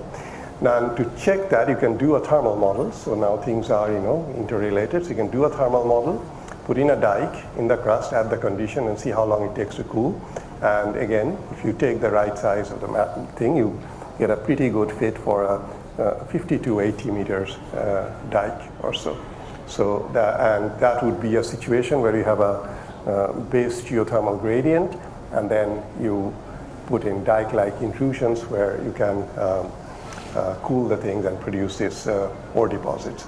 Now there are similar ore deposits about the right size, but bigger ore deposits, more concentrated, and the idea would be that those would then be multiple pulses within the same dike feed, and that gives you an idea of how the mineralization may happen along the fractures and things that are happening in that cooling pluton, and where you can use then fluid flow and structural geology to work that out if you know the geometry of the process that's happening. So with that, to work the whole thing out, you need to work on petrology, geochemistry, thermal models, structural geology, and fluid dynamics all together to work out things like location of ore deposits in that case. But more generally, you need to think about thermal, mechanical, and chemical aspects together. And that would be very much in the spirit of what Dr. Saha used to do. He was a big fan of interdisciplinarity, so that's something he would be very happy with that we're doing. Thank you. Thank you, Shumita, for the extremely interesting talks. I'm sure there will be questions, queries from the audience.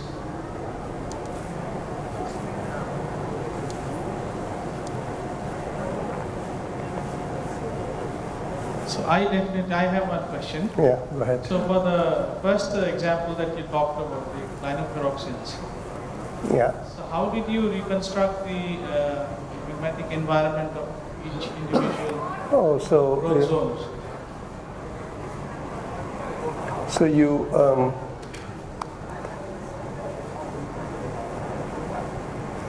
because you know the cooling history of the whole thing, you know what composition of clinopyroxene will be forming when, and based on that, once you have a particular composition, you know where it is forming, and as you see, it's not one particular crystal is not necessarily forming along a straight cooling path. It moves between those different environments, and so the idea would be that. So you model it, right? Essentially. So this you extract. So you see, for example, for Me2, you have magnesium number within 81 to 64, aluminum weight percent 11.2 to 8.6. So those are conditions at which you make these kind of rocks at that condition. And then because you know that, let's say Me2 is this one, so if the next one is Me1, then you know that the thing is moving from Me2 to Me3 or whatever. So that's where all these arrows come from. So each arrow comes from one crystal, and the whole totality of the crystals gives you the picture. Do you also estimate the PT conditions of each of these zones?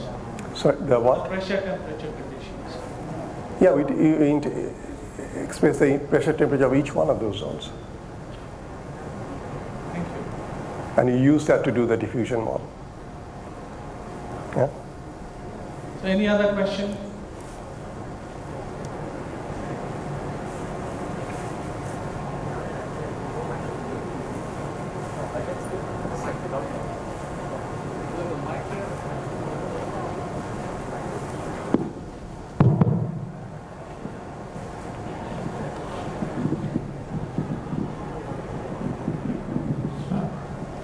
will there be any change in the this environments that you have deducted from the reams, different reams?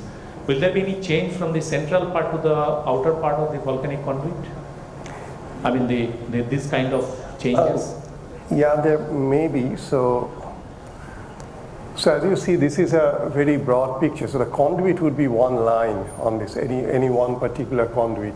So within the conduit sometimes, I mean, not here, but in other cases, we have thin rims that form on, very thin rims that form on the very last stage. And you can see that. So for example, in Mount Etna, you have eruption along the central conduit and things that are lateral eruptions along lateral vents. No, in the central conduit itself, because I'm not a volcanologist, just trying to visualize that the central part will be hotter than the part which is in contact with the wall rock of the conduit? Not during such an eruption. During such an eruption, the in a conduit itself, the melt moves up so fast that it barely changes changes pressure, of course, but the minerals don't get time to react typically.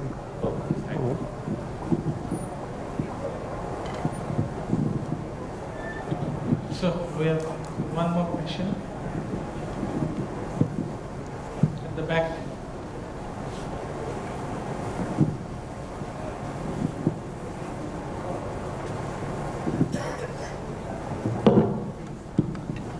Thank you, sir, for your talk. Sir, let's speak about this image. The image, please. The slide, please. Sorry, I didn't. So in case of this image, we are,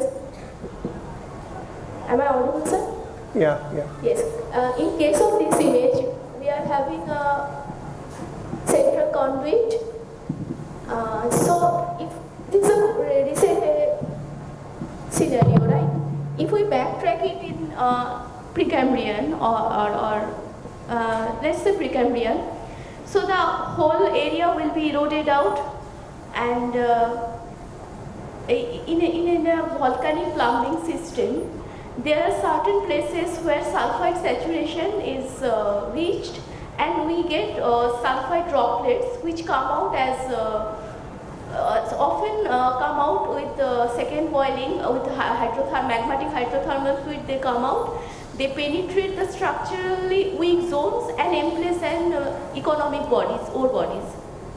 Now, is it possible, and these volcanic subsurface magma chambers can be hundreds of kilometers large, but when they are taking out or scavenging the metal towards the surface, can it be a single point or 2-3 kilometers large ore deposit and no absolute occurrence elsewhere? So that's a lot of questions. Let me try to split it up into three parts. Yes. So the first is if you can use this tool in the Precambrian. Yes, you can. I mean, that's one of the biggest powers of this tool that people have used this even in meteorites.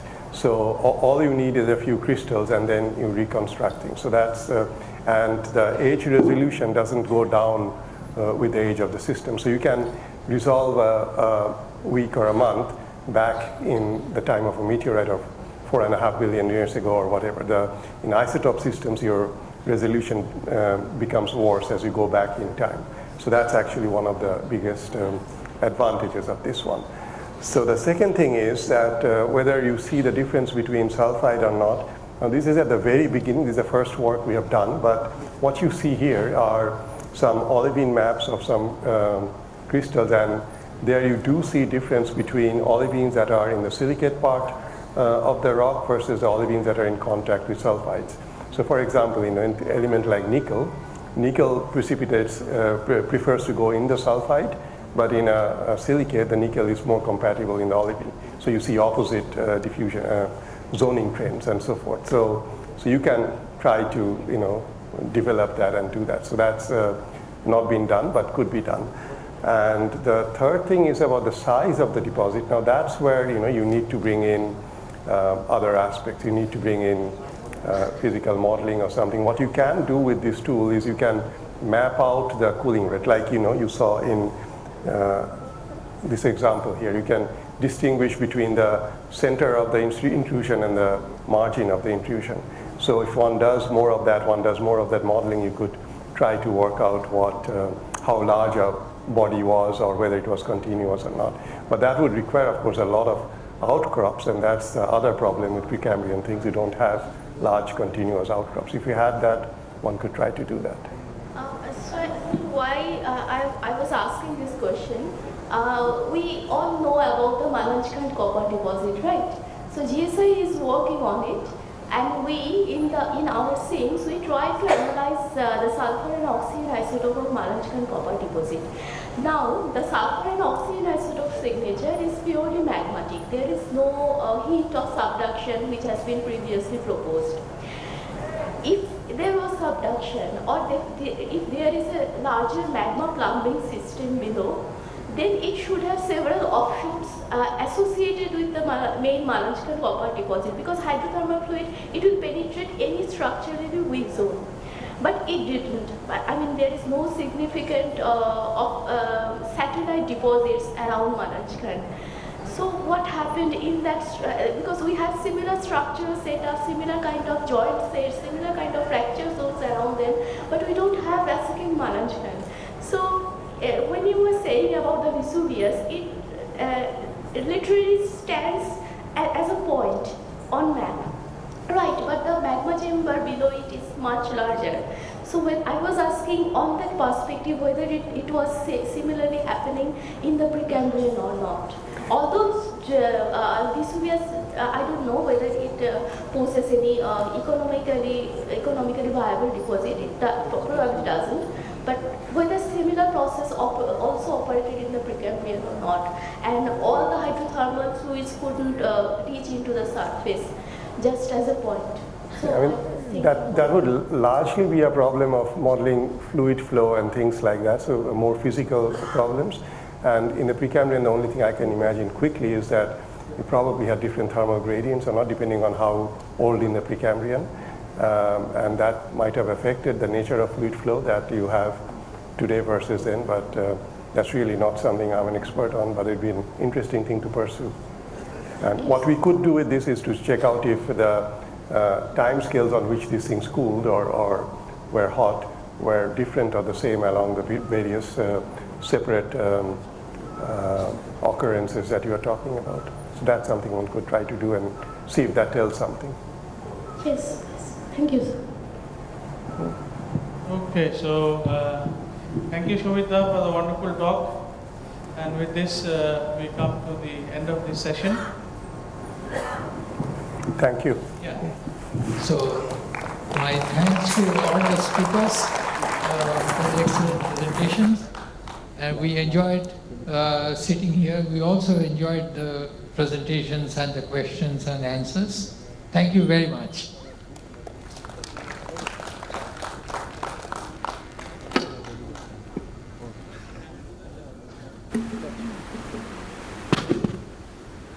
Thanks to the session chairs and all the speakers for this wonderful session.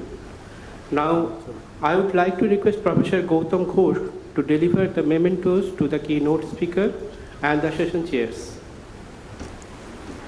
I would like Professor Anupam Chattopadhyay to please come on the dais.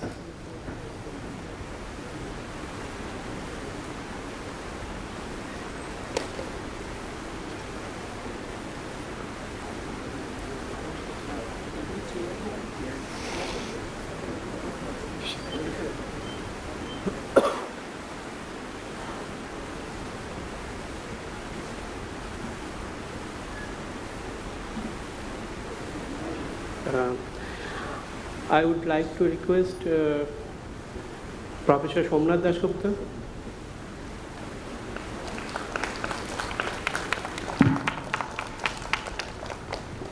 I would like to request Professor Devashish Upadhyay.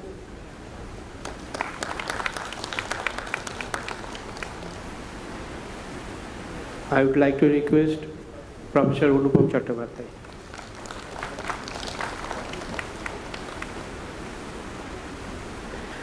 Now we will gather outside the auditorium for tea session, and that will be followed by the poster session.